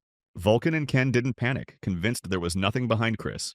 If the hero didn't pull himself together, the body would be taken. Miho sprinted forward and her aura flooded the entire room. The ghost froze in confusion, stunned by the sudden appearance of a fox. Then they locked in place, gushing over how adorable Miho was, especially her fluffy tail. The ghosts melted and collapsed, mesmerized by the cute little beast, and even Vulcan's warrior spirits weren't immune. Vulcan was shaken to see Ken fall under it too and told him to snap out of it. This was charm, not simple control. Miho's power enslaved even souls, proof that divine blood carried real weight. Then Neemed appeared, furious at the noise and the upside-down chaos. Vulcan remembered that before his death, Neemed had been incredibly strong. If Neemed tried to possess Chris's body, the danger would be off the charts. Vulcan tried to stop him but collapsed instead. The charm hadn't worn off yet and he couldn't move. Vulcan urged Miho to stop Neemed at all costs. The spirit brushed the furball aside, uninterested in her. Miho leaped at Neemed, pouring everything she had into her charm. But her strength was spent, and this was her absolute limit. Neemed snapped, enraged that a mere animal dared challenge him. Suddenly, something blasted the ghost straight through the arm. Chris thanked Miho, and Neemed's end was sealed. Even hostile spirits could be used as ammunition. Neemed raged at the audacity of a mere human daring to strike him. Chris pierced the ghost clean through with a 10-finger bullet. Simple and brutal, condensing power in his fingers and firing it raw. All that remained of the ghost was a hole in the wall, proof the new power worked just fine. The puppeteer stood in total shock, wondering what kind of hellish trial in the class change tower produced this level. Explaining it would take too long, so Chris asked why the manager was here, and the puppeteer said he had something to deliver. Among all the items Chris requested, these were the ones missing from the interdimensional cloak. Deadly enhancement poisons, a fire crystal packed with flame energy, and an ice crystal loaded with frost. The puppeteer had found them faster than Vulcan expected, and Chris asked about the puppet carrying the suitcase. Those puppets were normally used for clearing the 100th floor and above, and the puppeteer confirmed it. Delivering these items marked his final task as manager of the 10th floor. The puppeteer planned to return and climb the tower as a participant. Chris questioned why, and the answer was simple. The manager needed real power. As a merchant, his goal was nothing less than reaching the summit. And according to the Golden Lich, thanks to Chris, the tower itself was on the brink of massive change. In conditions like these, the puppeteer, having cleared 100 floors, would become the ultimate merchant. A trader no one could even touch. Chris smiled at that mindset, solid attitude. The guy really did resemble the Golden Lich back in his early days. If the puppeteer's abilities proved sufficient, Chris would eventually tell him about the plans he shared with the Lich. The man clearly wanted to hear them and expressed his gratitude. The puppeteer's carriage rolled away from the class change tower grounds. That left Chris to deal with his empty stomach, while Vulcan wondered if he seriously planned to eat all of that. Obviously, there was no other way. The hero's appetite allowed him to absorb the power of items and make it his own. Wasn't Vulcan at least curious what kind of strength those crystals would unlock in Chris? Ken suddenly snapped back to reality and yelled that this place was dangerous. But all he saw nearby was Vulcan, so he asked where the participant and the fox had gone. The spiritual master told him not to worry, they were safe and sound. Or not entirely sound, which only confused Ken even more. Then screams echoed through the area. Flames burst from Chris's mouth as he devoured the crystal. The Kumiho grew anxious for her child. She begged that this horror not be shown to her cub. Chris's spiritual power fused with the fire, granting him resistance to hallucinations. Now only poison resistance remained, and later, after leaving the tower, his stomach throbbed in protest. Vulcan asked why Chris was putting himself through such torture, even drinking poison on top of it. But all of it was necessary. Chris had already said that since the Star Nine used different combat styles, he needed to prepare by stacking multiple resistances, especially against poison since one of them specialized in it. And if he had realized their tricks earlier, things wouldn't have gotten this bad. A warrior spirit dragged in every orc from the surrounding area. Miho had waited long enough and it was time to eat, so Vulcan thought the cub should get liver since it was still young. But Miho suddenly bared her fangs and tore into the monster corpses, proving no extra help was needed. The cub consumed 127 pieces of raw liver out of the required 999. Chris considered triggering another wave, but this was a major city, and drawing attention wasn't smart. By the way, the hero asked who Vulcan had fought the previous night, so he had noticed everything since Vulcan's mana had been fluctuating wildly. There was no way to miss that, and Chris asked if he had run into one of the four great beings. Vulcan confirmed the guess, saying it had been a dragon, a pretty strong one. Fortunately, he had managed to suppress it with spiritual power. Chris flew into a rage at the thought that one of the four great beings had been here. Vulcan demanded he calm down and not turn into a demon in the middle of the road. Blood trickled from Chris as the spiritual master told him again to cool it. That dragon hadn't been ordinary. Vulcan then explained everything he had seen and heard. Chris learned about Hendrik, the Dragon Slayer. Even if he claimed that title, the idea was still insane. Flesh and soul existing separately was unheard of. Vulcan admitted he hadn't believed it either at first, but he had seen it with his own eyes. If it really was Hendrik the Dragon Slayer, then Chris already knew him. At the very start of his climb, Hendrik had killed a young dragon. After that, he slaughtered everyone who came after him one by one. Eventually, he became known as a Dragon Slayer, and Chris had heard he died somewhere between the 700th and 800th floors. Vulcan suggested that given the hero's circumstances, this might all be a trap. Still, meeting this Hendrik at least once seemed necessary, though Vulcan urged him not to rush. Chris's predator trait might be a cheat, but it came with a price, forcing him to consume poison, fire, and ice crystals. It would be better to recover from the resistances they caused as soon as possible, a thought that made Chris wonder if Vulcan had lost his mind. Was he seriously suggesting divine purification for him and all the warrior spirits? And if so, what was the alternative? Chris could not keep coughing up blood behind the mask forever, and the cleanest solution was to obtain divine power. Vulcan called it nonsense, and Miho began to growl. Then she let out a full howl down the street so loud it made ears ring. That was when Vulcan told Chris to look around. Something was clearly wrong with these people. What was going on with them if they did not even react to Miho's roar? No one understood what was happening, yet they kept walking forward like empty shells. Suddenly, the crowd parted, and a young woman approached Chris. She said it was a pleasure to meet the ghost mask, revealing herself as an alien. Chris drew his sword, sensing trouble, but she warned him not to do something he would regret. She was so fast that she intercepted his strike instantly and repeated that she was glad to meet him. Damn, she was strong too, and Chris could not move at all. The woman touched his face, noting the damage inside his mouth. Her hand moved lower, sensing the ruined throat, stomach, and organs, leaving the hero confused about her intent. Then she began healing Chris with her own energy. He stepped back as Miho and Vulcan panicked. But the hero's shattered body fully recovered, unmistakably divine power at work. The woman believed that should be enough to prove she had no hostile intent. She introduced herself as Uriel, an alien from the Muik tribe. The people around finally snapped out of it, confused about what they had been doing and for how long. The heroes arrived at the Golden Lich's hotel. The maids stood there blankly as if lost in thought. They assumed they were just overworked, while Chris watched them through a narrow crack. He then closed the door and turned back to Uriel, asking what kind of tricks she had used, learning she had lightly altered memories. It was done to protect the citizens since rumors could draw aliens to the 10th floor. Uriel acted decisively but not recklessly, which earned respect. Chris asked whether she had used that on him too or if he had already forgotten, and she told him not to worry. Her charms did not work on someone with such a strong consciousness. Uriel looked at Miho and asked what that adorable creature was. She also noticed Chris's ghostly companion who kept watching her. So she could see them, and Chris asked why she had come for him. A man hiding his ugliness behind a mask was plotting a coup. He and his allies were weak, and she wanted him to succeed. Uriel had come because of a prophecy her tribe received, something close to a divine revelation. The masked man hiding his ugliness was almost certainly Chris. The hero asked about the Moik tribe, since he had never heard of it. Uriel removed her cloak and revealed her broken wings. The aliens had begun to lose their minds, blinded by greed and crossing every line. They accused anyone who opposed their will and expelled them from the tribe. When aliens committed crimes and were exiled, their wings, the symbol of their race, were cut off, marking them as no longer alien. Moik was a gathering of aliens like Uriel, exiled from the alien city of Utopia. According to the prophecy, Chris would stand against the four great beings. The people of Moik intended to help him. Through their spiritual link, Chris asked what to do, and Vulcan advised agreeing, since it did not feel like a lie. The hero then asked what kind of help they could actually provide. The answer shocked him, none at all. The power of Moik was immense on its own, but Utopia watched them closely. Any attempt to help would draw that hostility onto Chris himself. So why would he even do this? Turning down an alien army felt like a waste. Yet accepting their help was a move packed with risk. Still, he asked whether Moik would step in if he agreed, and later found himself in real danger. Uriel answered that they would help gladly. Perfect, Chris formed an alliance. The girl bowed deeply and thanked the ghost mask. Right, the hero never gave his real name. Chris asked if Uriel could blind gods and demons, even if only briefly. She plucked a feather from her wing and sealed the space inside the room. It resembled the technique used by the Golden Lich, and Chris double-checked that nothing could overhear them. Uriel confirmed he could curse them out freely without consequences. Chris tested it, removed the mask, and insulted Ball to see if he reacted. Uriel was stunned, but it seemed the Lord of Evil truly could not hear. The alien asked why such a sealed space was needed. Chris replied that since they were now on the same side, the mask and alias could go. His name was Chris Morris, once known 10 years ago as the Star of Death. Hearing that, Uriel dropped to her knees. She began apologizing for her earlier rudeness. It seems she knew him. She knew the Chris who supposedly died 10 years ago. Uriel said she had been there when he died. Chris told her to think carefully before continuing.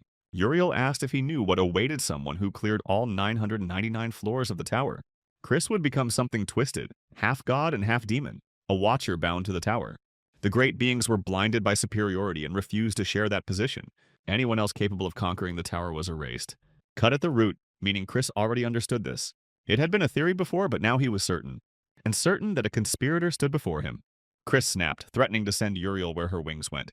Dark hands closed around her neck, yet she added that this was exactly why she joined Moik. 10 years ago, when Uriel became Moik, she opposed the method of cutting threats at the root.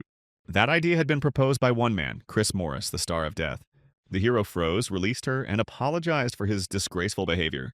She said it was fine, as this was a problem she had to resolve herself. Chris asked her to stop, saying he did not want to vent his rage on her, and that he now understood Moik differed from the heavenly race. Uriel thanked him for understanding and said there might be others among the great beings like him. If Chris wished to meet them, she would arrange their acceptance. Naturally, every place had different kinds of people.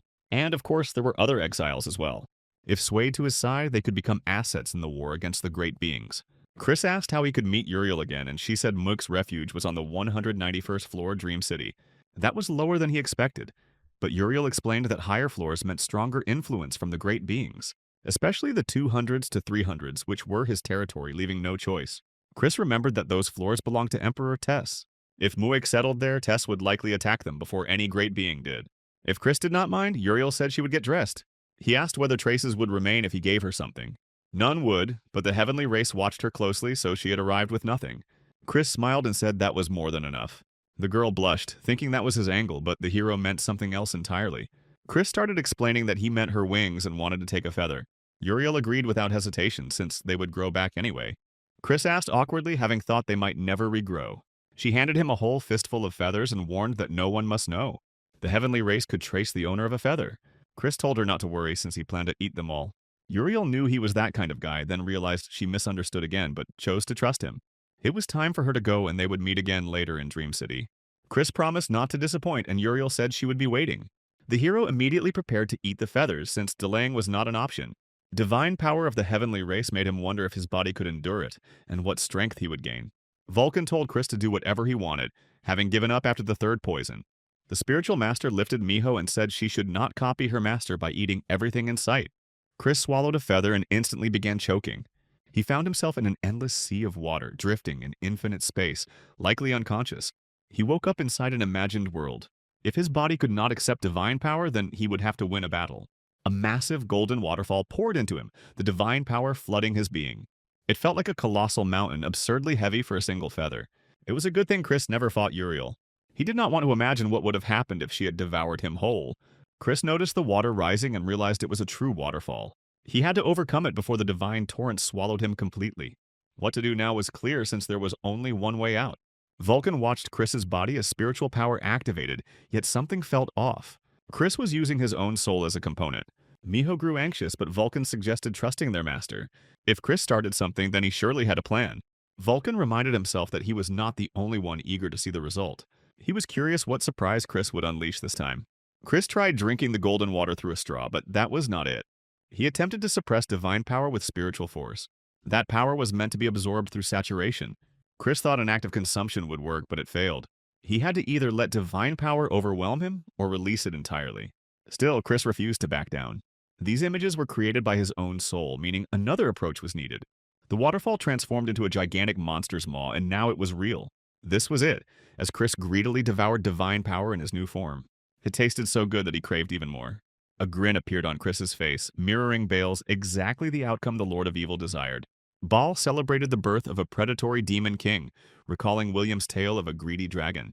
Just as Chris had Baal, that dragon had a god forever scheming and endlessly greedy. It devoured everything in sight and still wanted more, aiming to consume the entire world. A completely insane dragon known as the Greedy Dragon.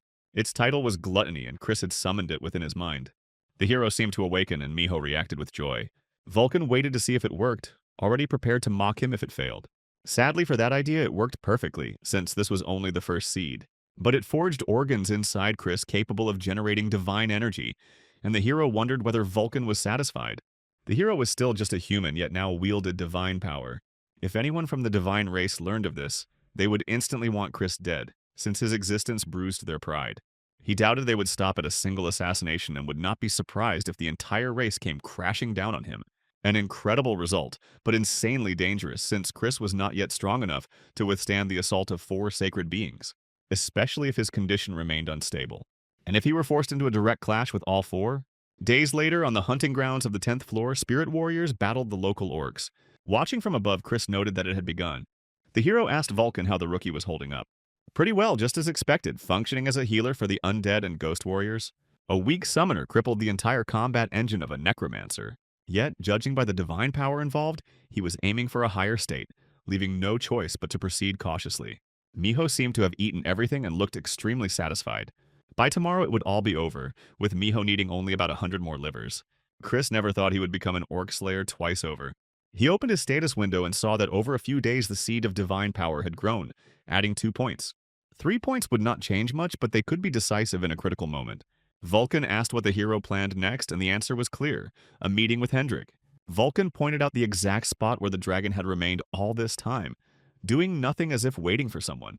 Hendrik, the dragon slayer using a dragon shell, was exactly the one Chris wanted to meet.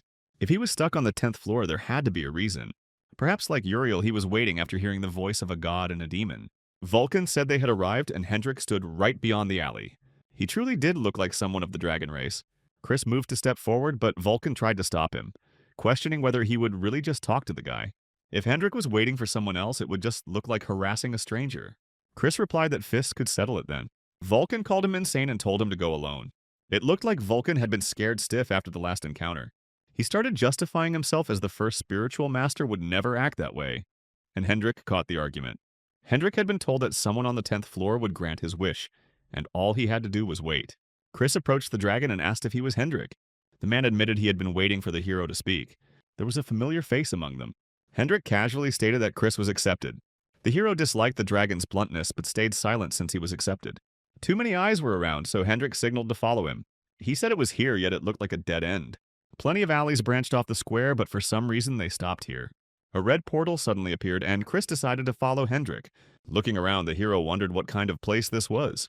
Hendrik explained it was a subspace hidden on the 10th floor, a place unseen by gods or demons, which made sense. Hendrik declared his goal to wipe out every dragon in the tower who had killed his kin. He asked whether Chris was ready to walk that path with him. The hero questioned whether that dream was not outright stupid. Hendrik bristled and demanded to know what Chris was muttering. Vulcan started yelling at the hero. Hendrik was already a monster, and Chris had just pushed him closer to the edge. Through the spiritual link, Chris told the unlucky one to stay calm, since he already had a plan. The hero did not know Hendrik's full circumstances, but he could guess how he had fallen into such a broken state. Chris asked whether he even realized that it was not only those four beings who slaughtered them. It was not the hero's business why Hendrik was obsessed with dragons, but that obsession alone was not enough. Chris intended to wipe out every freak who had screwed him over, no matter who they were. Once again, the hero stated that Hendrik was still not worthy of standing on the same team with him. Did Chris seriously intend to take on all four great beings at once? The hero was the same as Hendrik, dead once and brought back. Those beings stood behind the dragon's death, and that answer should have been enough. At that moment, the dragon burst into loud laughter. He admitted Chris was right and offered a reluctant apology. The seer Uriel mentioned turned out to be this very hero. It seemed she had already found Moik. Fine then. Hendrik liked Chris and suddenly he drew his sword. He needed to personally test whether the hero's resolve was real. The dragon asked the man walking against fate what his name was. The hero removed his mask and revealed himself as Death Star Chris Morris. Suddenly, some old man started yelling at the damn lizard. They had supposedly reached an agreement, yet chaos was stirring again. Hendrik grew gloomy when he realized the old man was also here, and Chris asked who he was. The dragon explained that this was the blacksmith who had arrived first and forged Hendrik's sword. The old man snapped that the kid could have left with the sword and demanded to know why he had returned. No way, he was a goblin. A strange mix indeed, as the blacksmith asked who this dark-skinned guy even was. Chris was shocked that this goblin was still alive, apparently having zero respect for age. The blacksmith confirmed he was not dead yet and asked whether something bothered the hero.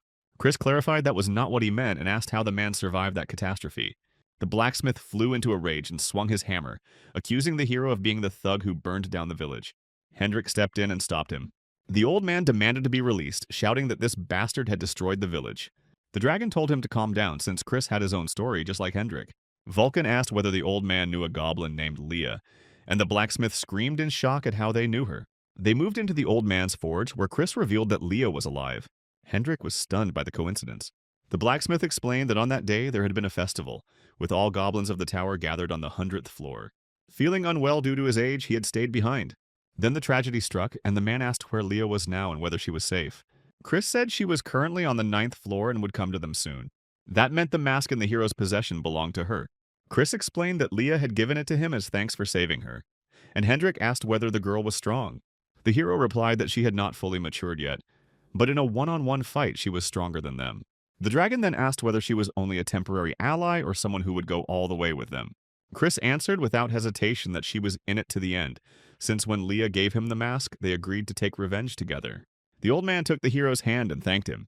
His name was Geno, once the blacksmith of the goblin village, and he promised to help Chris with his skills however he could.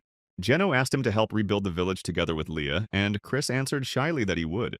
Vulcan was surprised that the kid did not know the mask symbolized marriage. The blacksmith told the hero to take all the gear he had since it was quality weaponry. It was vastly different from what the Golden Lich had provided, as Geno had been the finest goblin blacksmith. Eventually, Chris and Hendrik had to leave, wanting to say goodbye, but the old man had already fallen asleep. It seemed the weight had finally lifted after hearing there were survivors, since after the village tragedy he had never been able to sleep peacefully. Fine then, they would not disturb him. First, Leah needed to be brought here once Chris met her. Meeting Geno would benefit her as well, a real relief. Suddenly, Vulcan shouted for Chris to be careful, and a massive explosion went off right behind him. Hendrik noted that the hero's reaction speed was solid, reminding him that this was a test to see whether he possessed skills capable of killing Chris.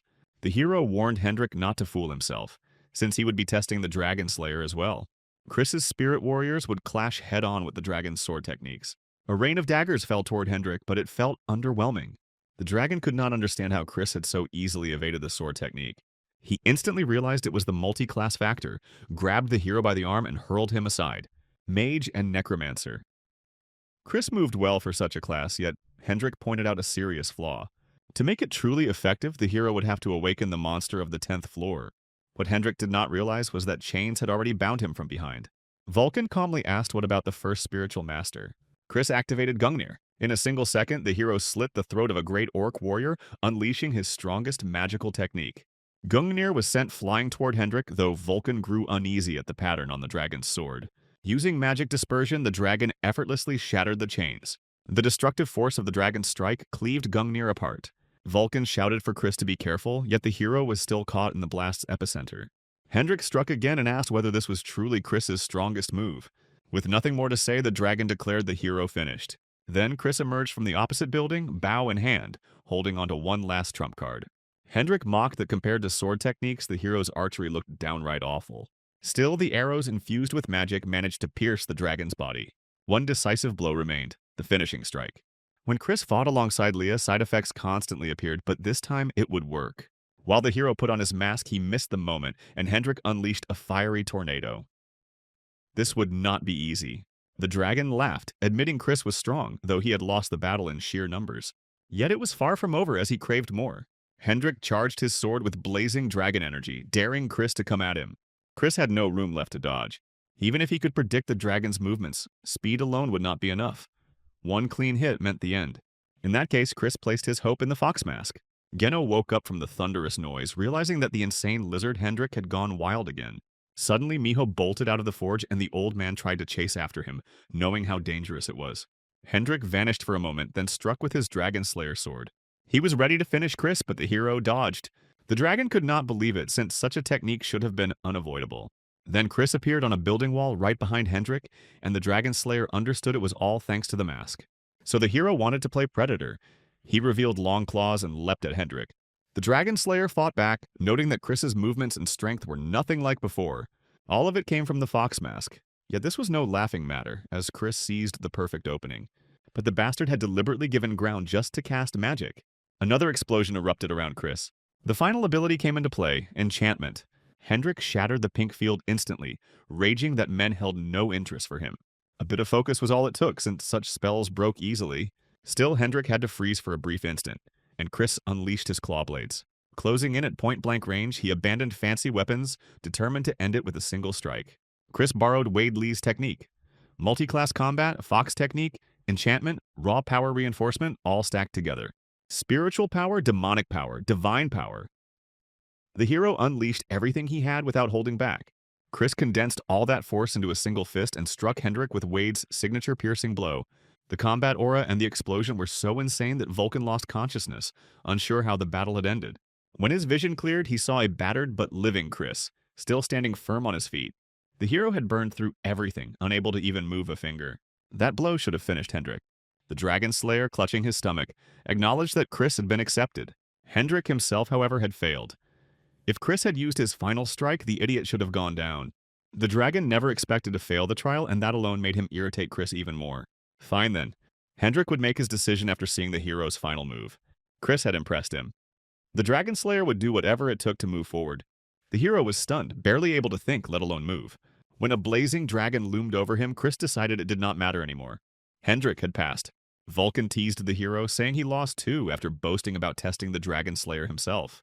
Chris snapped back, reminding him he was just a ghost, though Vulcan still felt pain when he moved. The hero looked like a total wreck and clearly needed to stop pushing himself. Vulcan pointed out that meeting Uriel and gaining divine power had saved Chris. Without it, his weak body would have given out long ago. Chris demanded the old man stop nagging him. They would see once he recovered. Vulcan kept laughing, and the loser's protests barely registered. Suddenly, Hendrik entered the room, checking on Chris's condition. Vulcan remembered the dragon's threat about cutting him down next time. The spiritual master apologized for what had happened earlier. Hendrik brushed it off. They were in the same boat now, and old grudges were pointless. That was good enough. During battle, Hendrik had seemed just as unhinged as Chris. Outside of combat, though, he was completely different. Vulcan apologized again, noting that Chris looked terrible. Hendrik admitted he had gone too far. Chris, still furious, told both of them to come at him again next time. He would definitely win. Hendrik thought that one day that might actually happen. Chris had called him today because he wanted to hear about the Dragon Slayer's past life, and about his death. Hendrik's family and homeland vanished without a trace because of dragons. By sheer luck, he survived. All that remained as he looked upon his fallen kin was hatred toward horns and scales. After that, Hendrik climbed the tower like everyone else. Fortunately, he had talent. It reminded Chris of someone familiar. On the 600th floor, Hendrik killed his first dragon and began his revenge. Astonishingly, he reached the 600th floor quickly and from then on hunted the four great beings. They hunted him in return. That became his daily life as he grew stronger. The stronger he became, the weaker their punishments grew. After the 800th floor, they no longer had a true lair. Punishment was a system designed to prevent participants who reached high floors from monopolizing the tower. All participants faced restrictions on their abilities when their floor level dropped. That was exactly why Chris survived the Golden Lich's blow. Without punishment, he would have died. The hero asked in shock how high Hendrik had climbed. The answer was 900. His journey ended on the 900th floor. Hendrik had crossed every possible line. More and more races began hunting him down. In the end, he could not handle them all and ended up here. The irony was brutal. Among countless races and classes, the one who saved him was a human in a dragon mask. Hendrik's life had been harsh. He wanted to die, yet even that proved difficult. So he chose to accept everything as it was and use his body for revenge. Yeah, that sounded just like him. Hendrik pressed on, asking when they would finally get started. Then he remembered Chris was waiting for Leah, so the hero planned to climb the tower together with them. Hendrik wondered where someone as weak as Chris would even be sent. It seriously got under his skin. They actually had a lot in common. Hendrik had been alone in his final moments. Most likely Chris would be too. People had to learn from their own mistakes. Trying to conquer everything solo was pure overconfidence. Chris agreed. They needed helpers, allies, brothers in arms who could fight back to back. That was why Hendrik proposed forming a guild. The scene shifted to the 600th floor, home of the Songguk Guild Hall. Carmen burst in, shouting and demanding to know what was going on. Kane explained that news had arrived from the White Swallow Guild branch on the 10th floor. Some maniac had set the place on fire, burned everything to the ground, and did it alone. Carmen was stunned that a single person pulled it off. According to Ben Hollio's intel, it did not look like the work of a guild or organization. She called it impossible. Even the strongest would face brutal punishment on such a low floor, even her or the Star Nine. After punishment on the 10th floor, taking over a guild hall would be impossible. Kane concluded that the criminal on the 10th floor already possessed absurd power, just like him and Carmen back when they first climbed the tower. For now, it was only a theory. Carmen asked what Kane would do if such a person truly existed. Naturally, he would use the same method as 10 years ago and cut the sprout at the root. Kane would hire a capable hunter, and the problem would disappear. Back to the heroes. Regarding the guild, Chris agreed with Hendrik. There was one catch. The hero was currently completing Baal's quest. He had to become famous across the entire tower before reaching the 100th floor. Chris did not want his reputation buried under Hendrik's name or a guild title. Hendrik paused briefly, then said the answer was simple. Chris would become the guild master. From the start, the Dragon Slayer never sought that role. Or rather, he was never confident enough in himself. A necromancer as exceptional as Chris had the talent to command an army. It annoyed the hero, but he was still weaker than Hendrik. As guildmaster, he would have to give orders. Chris asked whether Hendrik could obey someone weaker and be fine with it. The Dragon Slayer dropped to one knee, offering his answer without hesitation. Chris could not imagine the humiliation Hendrik had just endured. How furious he must have been, and how powerless. Yet for the sake of the goal, he was willing to accept even that. Chris smiled. For their revenge, he would become the guild master. Hendrik said the hero had made the right choice. Vulcan asked what the guild would be called. Chris recalled rumors about a masked man plotting an uprising. He chose the name Opposition. Nothing fit better. The guild could be registered immediately by paying a fee to the trading company. They could also talk to the puppeteer and handle it for free. Chris went to Halcyon. Right, he had forgotten that the puppeteer left and Halcyon was now in charge of the 10th floor. Chris noticed Ken was there as well and wondered why. Ken explained the tower was under renovation, and he had grown close to Halcyon from frequent visits. Halcyon then asked what business brought the ghost mask here. The hero answered that he wanted to establish a new guild. Halcyon practically lit up. If the ghost mask opened a guild, everyone would want to join. However, founding a guild required at least 2 members. Chris pointed at Hendrik, Vulcan, and Miho, checking if that lineup was enough to start things. Ken freaked out over a dragon standing that close, while Halcyon lit up, guessing the hero had recruited him. Chris joked that the guild leader had become a real celeb, though Hendrik did not see that as praise. The hero added that this was not the full roster yet. Others had already received invitations. He figured that once everyone gathered, someone was bound to be unhappy.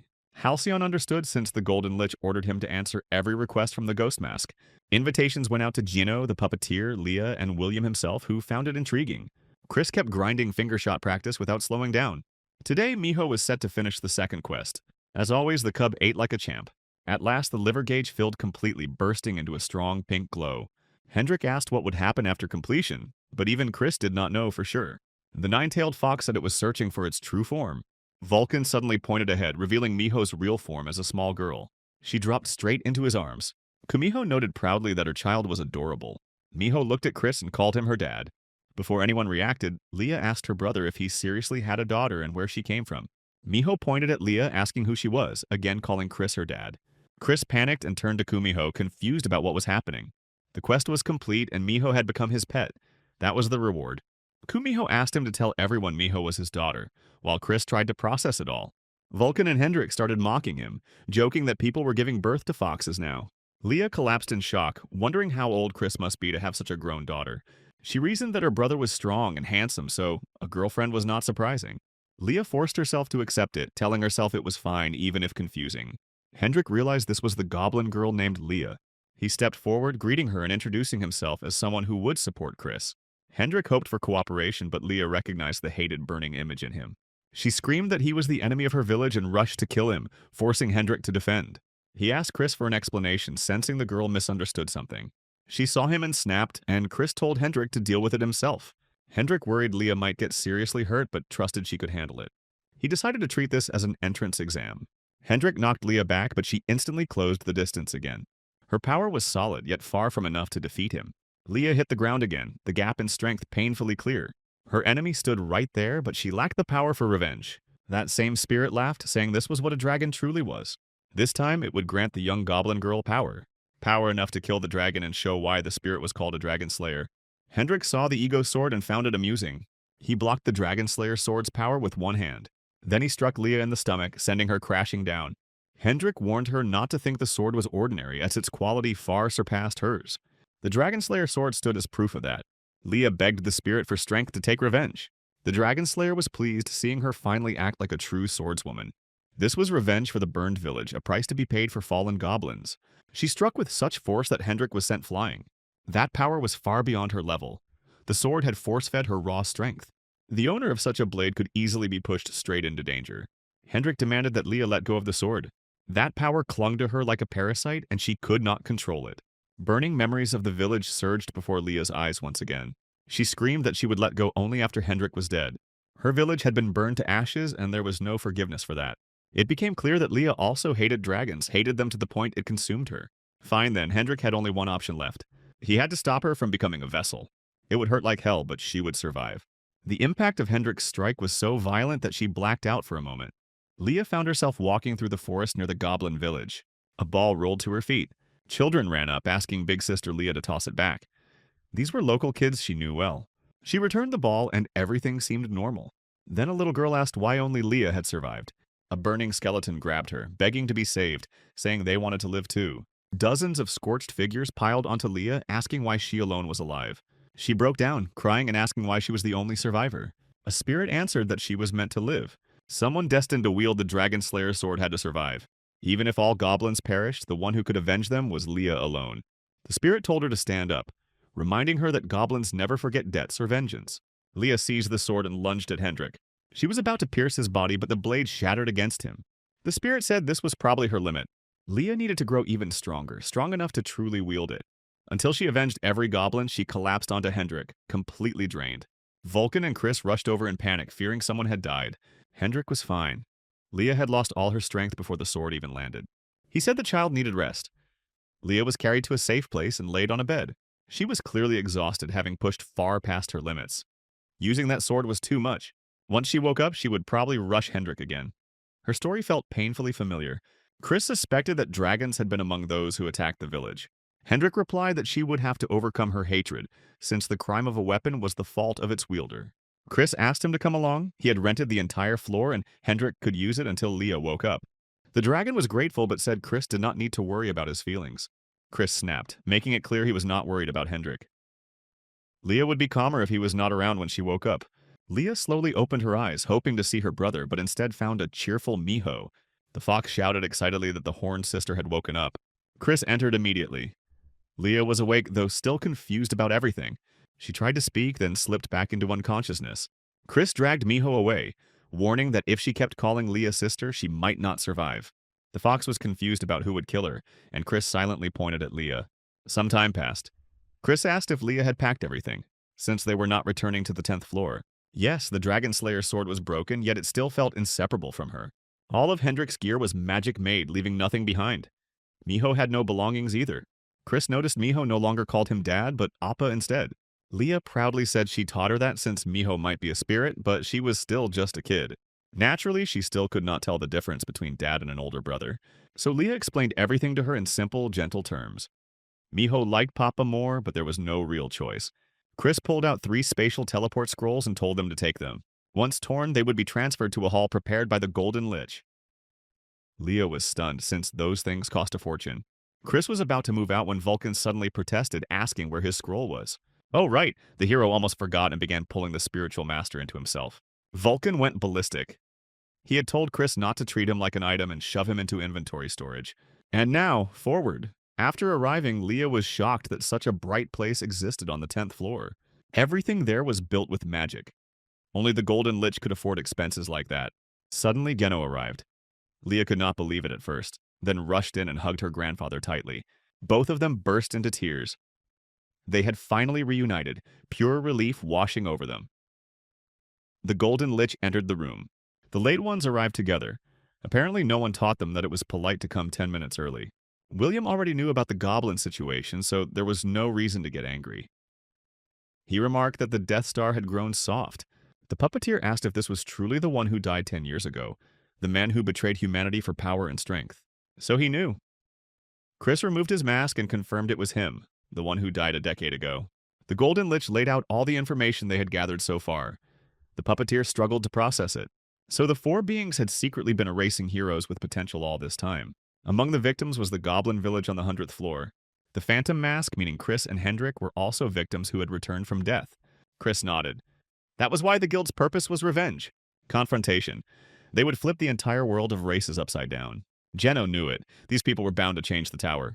After the gathering, William asked what Chris planned to do next. But there was only one path left. They would climb the tower, the others would do the same. Everyone would cultivate their strength to the absolute limit. To survive a storm, one had to become the hurricane. Leah asked with hope whether Grandpa Geno would climb the tower with them. He thanked her but said he needed to move separately from the group. Leah was shocked and asked why. Geno had confirmed her safety and felt at peace. The old man felt his rage dulling, just like hers. If they stayed together, they would calm down and stop fighting. The last goblin sword could not be allowed to dull because of some old man. From that moment on, Geno changed his name to Mu Eng, the one without a shadow. He was no longer Goblin Geno, but a blacksmith. He told Leah never to forget the anger and responsibility of the last goblin. That meant Chris had a task for Grandpa Mu Eng. He told William that he wanted to establish a base on the 100th floor. To do that, the Goblin Village needed to be investigated. The Golden Lich said there was no problem and asked who would manage it. There was clearly a suitable person present. The greatest goblin blacksmith who had lived on the 100th floor for a long time and knew the land inside out. That made perfect sense. William told the puppeteer to head to the 100th floor with Mu Eng. The young man respectfully said he would escort the old smith. With everyone's roles decided, it was time to move. The confrontation squad was ready to live up to its name. The group arrived at the entrance to the safe zone of the 11th floor. The 11th floor marked the real beginning. Everyone who had done this to Chris should start waiting. He did not care how high they had climbed. He would grind them into dust. A girl in a gray robe entered the zone behind them. She removed her hood and followed after them. People whispered non-stop about the Phantom Mask reaching the 50th floor. Chris ordered the servants of the Dead Kingdom to rise. The guards rushed him from behind in a sudden ambush. At the same time, rumors spread that the companions of the Phantom Mask had also made their move. Chris's army seized the palace on the 50th floor. The man watched from above, unable to grasp what was happening. Why now, when he held power? But the Guildmaster of the Sacred Kingdom was not the type to only take hits. He completed a spell and a massive golem emerged. Across the kingdom, golems began activating one after another. Leah shouted that this was a monster from the 120th floor. Exactly so. Once the Guildmaster finished summoning all the golems, the balance would flip instantly. He ordered his golems to tear apart those bastards who dared touch the Sacred Alliance.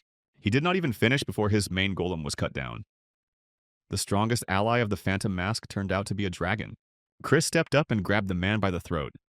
They were from the Shikari branch on the 50th floor. The man wondered if the hero truly meant to become an enemy of the Stellar Nine. How could Chris not? Those freaks became his enemies 10 years ago. He crushed the man's body without hesitation. Every time the Phantom Mask set a new record, the guilds on those floors were reduced to nothing. Was the Phantom Mask really this strong? On the 50th floor, Chris handled everything cleanly. Perfect. The heroes would keep flipping the board and smashing those idiots' plans next. People whispered that the Phantom Mask and his people had attacked the Stellar Nine. Chris checked on Baal's quest. He could see everything up to the 100th floor now, information spilling everywhere. Vulcan said that up to the 40th floor they had managed to erase traces using magic. Chris was doing this on purpose. He was done hunting for information. Now it was their turn to hunt him. Chris opened his status window. His traits were Predator and Omnipotence. His passives included full-spectrum immunity and endurance. That alone was enough to handle almost anyone. On top of that, he possessed a weak but genuine magic power. Even that could become a weapon against someone from higher floors. The only regret was the lack of proper weapons. Hendrik advised him not to get greedy. Chris already had a weapon forged by Mu Wang. Without climbing higher, it would be hard to obtain anything better. Leah wondered how her grandfather was doing. Miho said Leah was upset because of Hendrik. The dragon rolled his eyes. Still, there was no other choice. To get weapons and cheer Leah up, they had to go there. Chris meant the black market on the 51st floor where solid items could be found. Things that were hard to obtain through normal means, sometimes even rare pieces. If Leah liked something at the auction, Chris would buy it. Leah lit up with excitement, and Miho started yelling that she wanted something too. The hype was real. Chris figured he should have done this sooner. Shopping did not sound bad at all. They were about to head for the market when a bomb was thrown at them. The same girl in the cloak aimed a gun straight at Chris. Explosions followed one after another, small weapon, insane firepower. Without the mask's power, things would have gone south fast. Chris barely dodged a point-blank shot. Hendrik was ready to finish her when she linked with the system. It turned out she was a machine. The girl blocked the strike and flung the dragon away. Leah and Miho snapped in rage that she dared raise a weapon against their brother and attacked from both sides. The girl suddenly launched a lethal drone. After that, she released a barrage of bombs at the heroes. Leah and Miho were stunned by the blasts. The so-called super rookie Phantom Mask and his crew. The girl expected more. This was all they had. Obviously not. Chris and Hendrik had been waiting for the right moment and struck from behind. The girl instantly pressed guns to their heads. Clean move. She feared the ending might be boring. She knocked them away and told them not to overdo it, saying she had something to tell them both. Her name was Shane, a professional bounty hunter. That meant someone had paid for their heads. But they had only reached the 50th floor. Who would even place a hit on them this early? Shane made it clear that introductions were unnecessary. One was the super rookie known as the Phantom Mask, and the other was his weird dragon companion. On top of that, both of them were her prey. Hendrik leveled his sword at Shane, making it clear that if she had last words, now was the time. The girl smiled and explained that they had been prey, but she had changed her mind. Instead, she proposed a wager, something that would benefit everyone involved. If the heroes won, Shane would reveal who had paid for their heads. Hendrik could not listen any longer and was ready to cut her down on the spot. But Chris stopped him. If the Stellar Nine or the four great races were behind this, the danger levels skyrocketed. They needed information, so Chris chose to hear Shane out. She checked whether negotiations were over, and the hero asked what kind of wager she had in mind. Shane answered that fighting the strongest was pure thrill for her, and she suggested a battle. Hendrik was stunned. In the end, she just wanted to fight. Still, there was a condition. No matter who won, all three had to survive. The heroes could only get information if Shane stayed alive, and she also had no reason to kill them. A deal based on mutual survival. Something felt off but intriguing. 2 versus 1, so Shane demanded that the Phantom Mask not use summons. Chris agreed. Once he caught her, he could figure out what she was really after. Hendrik added that they could slice her up as much as they wanted, as long as she stayed alive. Fine by her. Shane initiated the fight, activating autopilot mode in her helmet. Target locked, fire opened. It felt like child's play at first glance. But it seemed Chris had forgotten that Shane still had guns. He instantly activated a spiritual shield. Shane sensed Hendrik behind her, activated her visor, and dashed away, narrowly avoiding the two attacking each other. She could not figure it out. Chris and Hendrik were acting out of sync, each trying to handle things solo. Chris questioned whether Hendrik noticed him blocking her, while the dragon snapped back that attacks should be anticipated. Chris barked that the dragon had to adapt to him since this was an order from the guildmaster. Hendrik argued back, insisting that if they trusted his lead, they would win. Shane called out to the two who were busy arguing. She understood that ego mattered to them, but leaving her alone like that felt excessive. Shane asked if they had ever heard of a railgun. Electricity surged, and suddenly they were flung deep into the forest. It hurt like hell, but everyone was alive. Good thing the teleport kicked in properly. If Shane had landed that hit on Chris and Hendrik, they would have been toast. Preparing that escape just in case had paid off. Hendrik shouted that they had bailed mid-fight and demanded to know what was going on. Chris shut him up fast just as a drone buzzed overhead. Or rather, the helmet itself. Shane was packing insane tech. Who even was this woman? There was no way she was born on this world. The tower connected countless dimensions and realities. It was entirely possible that Shane came from somewhere far beyond, where technology had blown past anything Chris knew. Chris made it clear to Hendrik that if he truly wanted to win, he had to follow orders. Shane caught up with the drone and began searching the forest. That was when Chris appeared right in front of her. He showed himself openly, almost as if he were surrendering. Chris apologized for the trouble, noting that Hendrik was hard to kill, and then activated a Soul Link spell. Shane thought it was some insane technique at first, only to realize he was trying to restrain her with a spell. It was honestly insulting. Chris was seriously underestimating her. The moment she tried to break out of the cocoon, she saw a face and fired instantly. The sheer audacity of it made her pause. No, there was something more going on there. Hendrik commented that he was actually enjoying this. It turned out to be the Phantom Mask's shield. Hendrik launched his assault. Not bad at all, so Chris was not just a summoner-type spiritualist. Thanks to his multi-class trait, he transferred all of Shane's buffs and abilities straight to Hendrik. Now the hero showed what real multi-class support looks like, anime style and all in. Hendrik's speed spiked hard as the Phantom Mask loaded him with fresh skills. Shane opened fire, unloading everything she had. Bullets meant nothing to Hendrik. Escape was already off the table. While Shane tried to hold with a barrier, Hendrik summoned a Thunder Dragon. Closing in, he finally stepped on the gift that had helped her reach this place. A nuclear mine detonated, unleashing an absurd, world-thrashing explosion. What kind of universe did Shane crawl out of to wield tech like this? Chris dodged the blast wave, but a bullet still punched straight through his chest. Checkmate vibes as Shane moved closer. The dragon looked out of the fight, leaving only the wounded Phantom Mask. Chris could barely believe it, yet she really seemed convinced. Shane clearly forgot one thing. Hendrik was insanely hard to kill. She finally realized the guys had been acting the whole time. Hendrik snapped in fury, forced into such a disgusting form because of her. He began incinerating everything around him, proving why the strongest beings of the tower stood apart. Still, Shane had not burned through all her machines. She pushed output to max and unleashed hell. Hendrik sensed something wrong. Shane had called in a swarm, sending chills down her own spine. She and Chris had sworn not to kill each other. But Hendrik intended to make her beg for death. Shane believed she could still stop him and summoned Beije at maximum power. Even with holy energy, Chris's recovery was painfully slow. Those bullets were clearly special. Once Hendrik transformed, all of Chris's buffs and defensive techniques vanished, as if Hendrik's very existence flipped all the mana in the area upside down. Shane commented on how strong the dragon was while sitting atop him. Hundreds of her copies surrounded Hendrik in an instant. He controlled all the mana here, yet she pulled it off anyway. This was not magic, it was science. Holograms. Even the Master of Mana could not interfere with them, and every weapon among them was real. Hendrik only smirked. Toys like these meant nothing to him.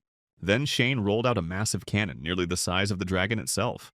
This was her most terrifying weapon, one she never wanted to use. Fine, Hendrik decided to go all out as well.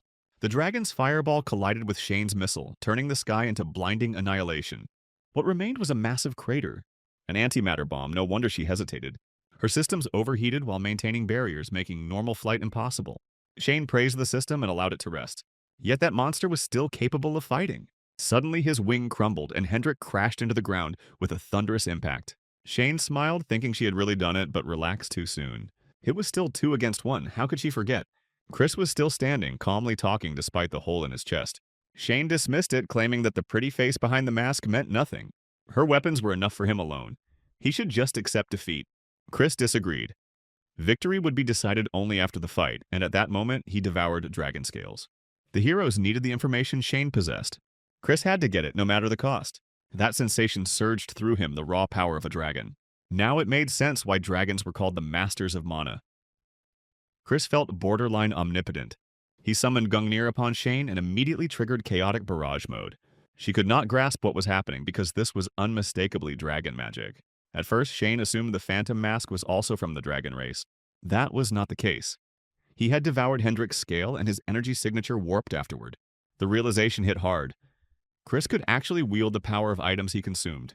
The hero snapped at her sluggish reaction time and lunged forward, pressure exploding outward. Shane instantly drew her beam saber and went on full defense. Chris pressed her, wondering where her confidence and loud bravado had gone. The legendary hunter persona cracked, and Shane burned with rage at that jerk from the 50th floor.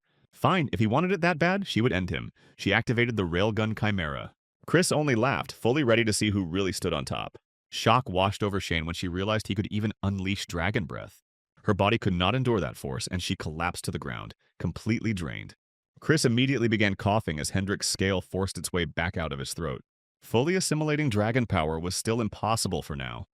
That experiment would have to wait. Meanwhile, the forest had been almost completely erased. The aftermath was brutal. After some time, Shane slowly regained consciousness, every inch of her body screaming in pain. She finally woke up, just as Hendrik was debating whether to wake her himself. Shane was stunned that he recovered before she did. Likely another perk of being a dragon. Seeing a massive black-violet dome above, she wondered where she was. It turned out to be a barrier. Both Hendrik and Shane had been unconscious while everything around them lay in ruins. Chris clearly had not left the mess unchecked. Shane admitted defeat in her own way, realizing she had overestimated herself. After all, there was little she could do against a monster wielding power on the level of 4 great beings. Shane had underestimated them. Hendrik questioned why she even proposed such a gamble in the first place. The answer was simple. It had been the perfect chance to fight a dragon, and she could not let that pass. The heroes were speechless, all that chaos for such a reason. Still, this was a dragon born from the 0 floor. Naturally, Shane wanted to know who among them was stronger, and Hendrik had no real rebuttal. Chris urged her to object if she could, because maintaining this barrier had consumed all the magic he had stockpiled. Since Shane had come around, it was time for her to honor the deal. The key question remained: who had placed the bounty on their heads? She started with a hint. It was not just one individual hunting them. The bounty came from a guild alliance. Hendrik wondered what kind of alliance that even was. Shane explained through the logic of punishments. Those who reached the highest floors could not directly interfere with lower ones. Instead, they backed guilds on the lower floors, pulling them into their influence. Those guilds then absorbed even lower floor guilds, spreading control downward. This chain reaction strengthened their power step by step. That structure was the guild alliance. Hendrik noted that only a few such groups existed in the tower, making them traceable. Chris interrupted, stating that digging was unnecessary. There was only one figure who ruled through methods like this: the Sangha Guild Alliance, led by Kane Pellin of the Star 9. Shane confirmed his deduction. Kane had already gathered the entire Star 9. Donis Taylog, their swordsman, understood why the summons had gone out. Rumors said the Sacred Sana Guild was struggling lately. Merlin, the Great Mage, realized the discussion revolved around the Phantom Mask, who had reached the 50th floor. Dan Joan, the Poison King, was irritated that supposed weaklings had surpassed them. Carmen stepped forward, checking whether everything had been said. Donis bristled, drawing his sword, sensing provocation. Kane calmly questioned whether the next strike would truly avoid Sana Guild. Donis fell silent. To Kane, the Phantom Mask had been a sprout daring to threaten them. Now, however, Kane viewed him as a gathering of sprouts. Donis wanted to know how Kane planned to deal with that. Did this mean they had to act personally? Kane rejected that idea, noting that direct action would trigger severe penalties. Naturally, hiring someone was the only move left. He had already decided who would be sent. Shane noted that it was still the 300th floor, yet the gap in power felt enormous. After all, kings were kings for a reason, their levels on a completely different scale. The mission had failed, and worse, information had leaked. After the encounter with Shane, the traces of the Phantom Mask's companions grew extremely faint. She was fed to a massive cobra named Camille, turned into nothing more than a meal. In her sleep, someone kept calling Leah for help, the plea repeating again and again. She jolted awake on a rooftop, immediately meeting Chris. Leah asked where that woman and Hendrik were. The hero explained that they had gone to gather information. Strange entities were now hunting them. Just as Shane warned, surveillance had already begun. Since Leah was safe, it was time to move. Curious, she asked where they were going, clearly having forgotten. Their next destination was the black market on the 51st floor. While strolling through the fair, Miho asked if she could sample some of the food. Chris allowed it since the black market had not opened yet. Leah was lost in thought, still trying to understand the meaning of that dream. Chris noticed and asked what was wrong, offering food. Leah apologized, admitting she was distracted. Miho suddenly rushed over with sparkling eyes, arms piled high with treats, eagerly offering them to Leah. Leah accepted with a smile, but Chris clearly sensed something was off. Evening fell. Before returning to the black market, disguises were needed. Leah stood out too much. Chris dressed her in a cute dress with a matching hat. Miho would stay in her fox form. The group arrived at the black market entrance. Guests passed security and streamed inside. Chris stepped forward and presented a black card, a pass granting access to any black market. The guard hesitated. Such a card could only be obtained with a powerful sponsor backing it. Chris asked if there was a problem, and the guard quickly denied any issues. He escorted them to the VIP section. Whispers spread through the crowd that this man was the Phantom Mask, and he even brought a girl along. The guard led them to a private balcony, explaining that bids were placed using a button in front of them. Chris nodded and instructed him not to enter unless summoned. Spotlights swept the stage as the host opened the auction. Today, the heroes secured Norwich, an item for summoning animals, purchased for 350,000 gold. There were surprisingly few quality items despite the massive crowd, making Chris uneasy. Too many people had gathered on such a low floor, signaling that something huge was coming. The host announced the next item. Suddenly, Leah leapt from the balcony straight toward the stage. With every step closer, the cries for help grew louder in her ears, driving her forward. Someone blocked her path, restraining her. She demanded he move, but he refused. An unpleasant man sneered, asking how she dared covet something he had already claimed. Chris ordered the man to back off, questioning who he thought he was touching. Both the bodyguard and the orc immediately recognized the phantom mask. Chris checked on Leah, asking if she was all right. She explained that a voice was coming from the item. The host tried to smooth things over, calling it a minor disturbance caused by heated competition. The auction continued, finally unveiling the next slot. At the sight of it, Leah froze, memories flooding back of walking through her forest village with flowers in hand. The item was a relic of the extinct goblins, an ornament shaped like a flower. Rage consumed Leah at the thought of her people's belongings being auctioned off. Chris told her to trust him. The host announced the start of bidding. The opening price was 100,000 gold. The hall went feral, bids jumping every second. Then that fat orc dropped $1 million like it was pocket change. The judge scanned the room, asking if anyone wanted to top it. The guy was already celebrating, sure his collection was about to grow. A shame he never got to make a stuffed trophy. Maybe this trinket would do. But Leah was not about to let that thing end up with a creep like him. Suddenly, the host's hand stopped her, already moving to pass the ornament over. Then a new bid hit the air, 3 million. The room froze, that number was insane. Chris repeated it calmly, 3 million flat. If the orc could not top it, he could bounce. The host hesitated, then slammed the gavel, declaring the lot sold for 3 million. No one expected the phantom mask to be that loaded. The orc nearly exploded with rage. Looks like ending the auction at max value pulled way too much attention their way. Time to disappear fast, so Chris told them to prep the item immediately. Later, Leah thanked Chris over and over. 3 million was no joke. He brushed it off, saying it was not his money. Thanks belonged to the Golden Lich. A spirit hugged Leah from behind, offering silent gratitude. She reminded herself again that for true peace, revenge was inevitable. Now Chris understood her reaction. Inside that hairpin was the soul of a fallen goblin girl. Suddenly, a bodyguard of that orc lunged at the hero from behind. Stepping back, Chris recognized him from the auction, that same bulky thug. Funny how salty he sounded, considering the orc had lost the bid fair and square. Chris made it clear he would never hand over the hairpin, and the money meant nothing now. He warned the guy to leave before things got ugly. The brute laughed it off. He pointed at Leah, already dreaming of turning a real goblin into a trophy. She dared him to try and charge. Chris shouted that it was too early to rush in. He could not intervene, the bodyguard was already on him. Chris was forced to face the orc's guard. Someone on Hendrik's level, maybe even higher. Leah activated her combat foresight. The orc was strong, but painfully slow. With foresight guiding her, she could actually win this fight. Then the hammer sprayed poison into the air. Leah clamped her hand over her nose and held her breath. The moment her focus slipped, the brute slammed her to the ground. He bragged that anyone who reached the 50th floor always carried an ace, preferably 2. This one was a special toxin, refined to paralyze goblins. For a while, she could not move a finger. Leah refused to give in, declaring that some paralysis would not end her. She was the last goblin, and she would avenge them all. The orc did not care about her story. This was not her end, just a new beginning, after he shut her up. He raised a dagger, imagining Leah joining his collection and calling it an honor. In a flash, Chris severed his arm. The orc stared in shock, curious how the phantom mask moved freely inside the poison cloud. Too bad for him, the toxin did nothing to Chris. The brute was too ugly for a trophy anyway. That left only one option, killing him. Chris warned him not to fake it, he had only lost one arm so far. The second one was next. The bodyguard lunged in again, trying to interfere. Fast move. 1 second later and Chris would have been in trouble. Something blocked the strike magic. Chris answered with non-stop 5-finger fire. Sword and magic, both at elite level. The guard guessed Chris carried a hidden class. That raw power felt like facing a veteran from the upper floors. The bodyguard told the orc the situation had flipped and ordered him to run and hide. The orc screamed that a living goblin was right there. How could he leave? The guard pressed a blade to his neck, reminding him of their contract. He would protect him, but the orc was forbidden from interfering in the fight. The guard ordered the orc to vanish, and the brute bolted without looking back. Failing to snatch the goblin, he aimed for the hairpin at least, ripping it from Miho's grasp. Leah instantly gave chase, locked in and ready to finish it this time. The guard was stunned that the goblin was already moving. Either the gas wore off fast or her will crushed it. Still, he would not let her catch his master. That was when Chris stepped in and cut him off. Where did the bodyguard think he was going? A fight started, meant a fight finished. Buildings shattered as repeated sword clashes ripped the street apart. Seeing that power, Chris judged that someone like this did not belong in a back alley pit.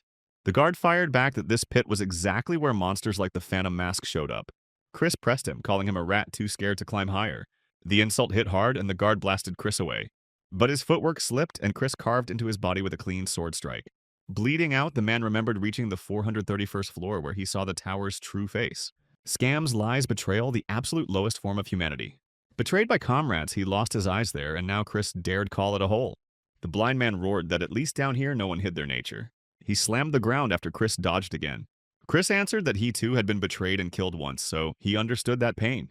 Something snapped in the blind man's mind, his psyche already worn thin. Chris declared that real strength meant climbing to the very top, and then punishing every betrayer. With that, he landed the decisive blow. He cornered the man completely. Chris would not run like he did, because his path demanded crushing everyone who betrayed him. Meanwhile, the orc kept fleeing, swearing to turn both the phantom mask and the goblin into trophies. A busy street was close, blend into the crowd, and he would vanish forever. He was almost there when Leah sliced him down with her blade. His collection days ended right there. Turning back, Leah froze as a golden card slipped from his jacket. The guard asked Chris why he was spared. Chris answered that the man still had unfinished business. The scum who destroyed his eyes still walked free, and they all needed to be crushed. The guard swore he would hunt Chris down after his revenge was done. Chris smiled, already looking forward to that day. Later, Vulcan mocked Chris for sparing an enemy at the finish line, calling it sympathy from one Avenger to another. Chris told the old spirit to shut it. Leah soon caught up to Chris alive and unharmed. She reported that the fat bastard was dealt with. Then she showed the golden card found among his things, just like Chris's. It was linked to the auction but useless as currency. Items like this were passes granting access to a higher tier auction. This time, Chris might score something truly rare. Leah started apologizing, blaming herself for dragging everyone into danger. Chris patted her head, brushing it off as nothing serious. He understood exactly what that hairpin meant to her. Still, he reminded her that revenge sometimes demanded a cold heart. At the entrance, Chris presented the secret passage card to the guard. That card triggered a special event tied to it. The crowd thinned fast as few people held secret passage access. The host announced the final lot of the night. He asked if everyone was ready for the main course as the real prize was about to appear. The crowd buzzed with anticipation, starved for something this wild. Every bidder was locked in, dead set on claiming the lot. The auction floor stirred, tension rippling through the room as nerves kicked in across the board. Curiosity spiked when a cage draped in crimson cloth was lowered onto the stage.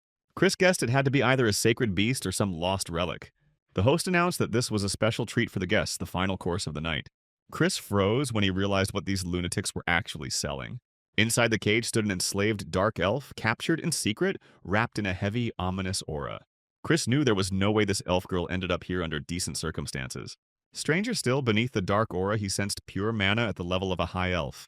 Dark elf ancestors were twisted by demonic influence, while pure mana was the hallmark of their absolute opposite, the high elves. Their auras should never coexist. Yet Vulcan noted that if someone had forcibly corrupted a high elf using demonic power, it could happen. High elves were notoriously resistant to corruption, meaning only the four great beings could pull something like this off. Could this be their work? The bidding exploded instantly, starting at 1.5 million. Suddenly, an lion named Hamiel, rank Netta, appeared in the hall and calmly offered 5 million gold. The dark elf screamed in fury, outraged that Hamiel dared to bid. Anyone but her. The captive vowed that the moment she escaped, Hamiel would be the first to die. Hamiel dismissed the rage, urging the so-called princess to think clearly. Better to be her pet than a toy for corrupt old monsters. The host announced the final call, raising the price to 5,500,000. Tears streamed down the elf's face as despair closed in. Then someone casually stacked another 4.5 million on top. 10 million gold. Hamiel demanded to know who dared throw around numbers like that. Chris stepped onto the balcony, mocking her sharp math skills for a brainless pigeon. The hall erupted, witnessing the highest bid ever placed on the 51st floor. Hamiel recognized the phantom mask and panicked. How dare he reach for what she claimed as hers? She tried to crush his will with her power, forcing him to back down. Chris raised his hands, amused, as if questioning whether that kind of move was even allowed. Hamiel urged him to stop drawing attention, convinced he could never pay such a sum. The host looked the most miserable, stuck in the middle of this chaos. Hamiel sighed and raised the price again to 11 million. Chris instantly countered with 20 million. Vulcan and Leah were stunned, convinced he had lost his mind. Chris made it clear that if Hamiel could not keep up, she should walk away. She never imagined he would truly drop that much gold on a single elf. Chris was irritated by the way that dumb pigeon stared at him, resisting the urge to gouge her eyes out.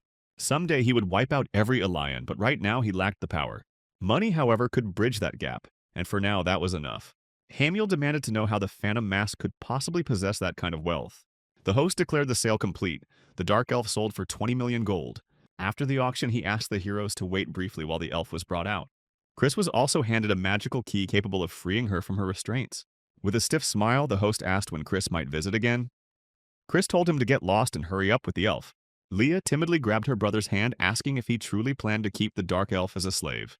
Chris bristled at the idea, clearly not insane enough to own slaves. Vulcan then asked what that made him, since as a soul he could not even throw a punch.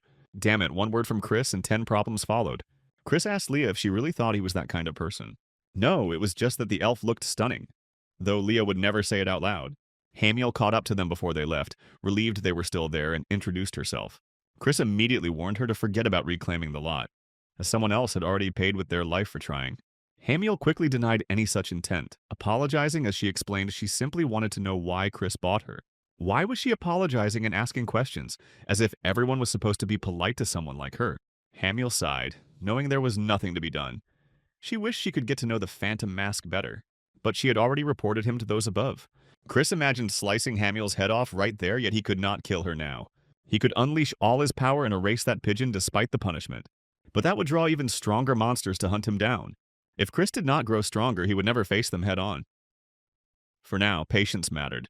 Hamiel casually mentioned that the hairpin was beautiful, a shame it would never be seen again. She whispered to Leah how unfortunate it was that everything had burned. So that pigeon beast was never after the lot. Her real goal was provoking Leah. It did not matter. Leah knew she had to stay cold and steady now. Hamiel felt it in her bones that they would meet again soon. She would be waiting on the 100th floor. Chris tried to chase her down for more information, but she vanished in an instant. Fine then. Whatever that Elian was plotting, she could wait. He would come for her soul. Outside the 51st floor, Vulcan ordered all spirit warriors to stall the enemies and keep them away from their master. No one was allowed to overhear this conversation. The elf finally asked what Chris planned to do with her. He told her not to be afraid. If he had bad intentions, he would not have brought children along. The elf laughed, claiming they were all the same anyway. Adults or children made no difference. Believe it or not was her choice. First, Chris asked her name. She was Elione von Yggdrasil, and Chris's eyes widened. That was the royal surname tied to the sacred elf tree Yggdrasil, meaning this girl came from an elven royal family. Dozens of fighters were already heading into the forest for a true royal elf. Such high elves could mature fully, and if she turned dark, she would gain fashionable demonic power. And Hamiel came to mind. It felt like she and Elione shared something in common. Elione fit the role of a rebel perfectly. She searched for a way to escape, but the shackles suppressed her power. Even if she removed them, she would not be able to use her strength right away. She had to wait for Chris to act. Then the cage suddenly opened. Chris told her to stand, saying he needed to ask her something. She tried to bolt but collapsed instantly. Elves excelled at mana control and spirit summoning, not raw strength. Chris had bought Elione for 20 million gold. She asked what he was planning. After all, this place was perfect. No one would ever know what happened to a defenseless elf here. She asked if Chris planned to satisfy his lust with her like the other bidders.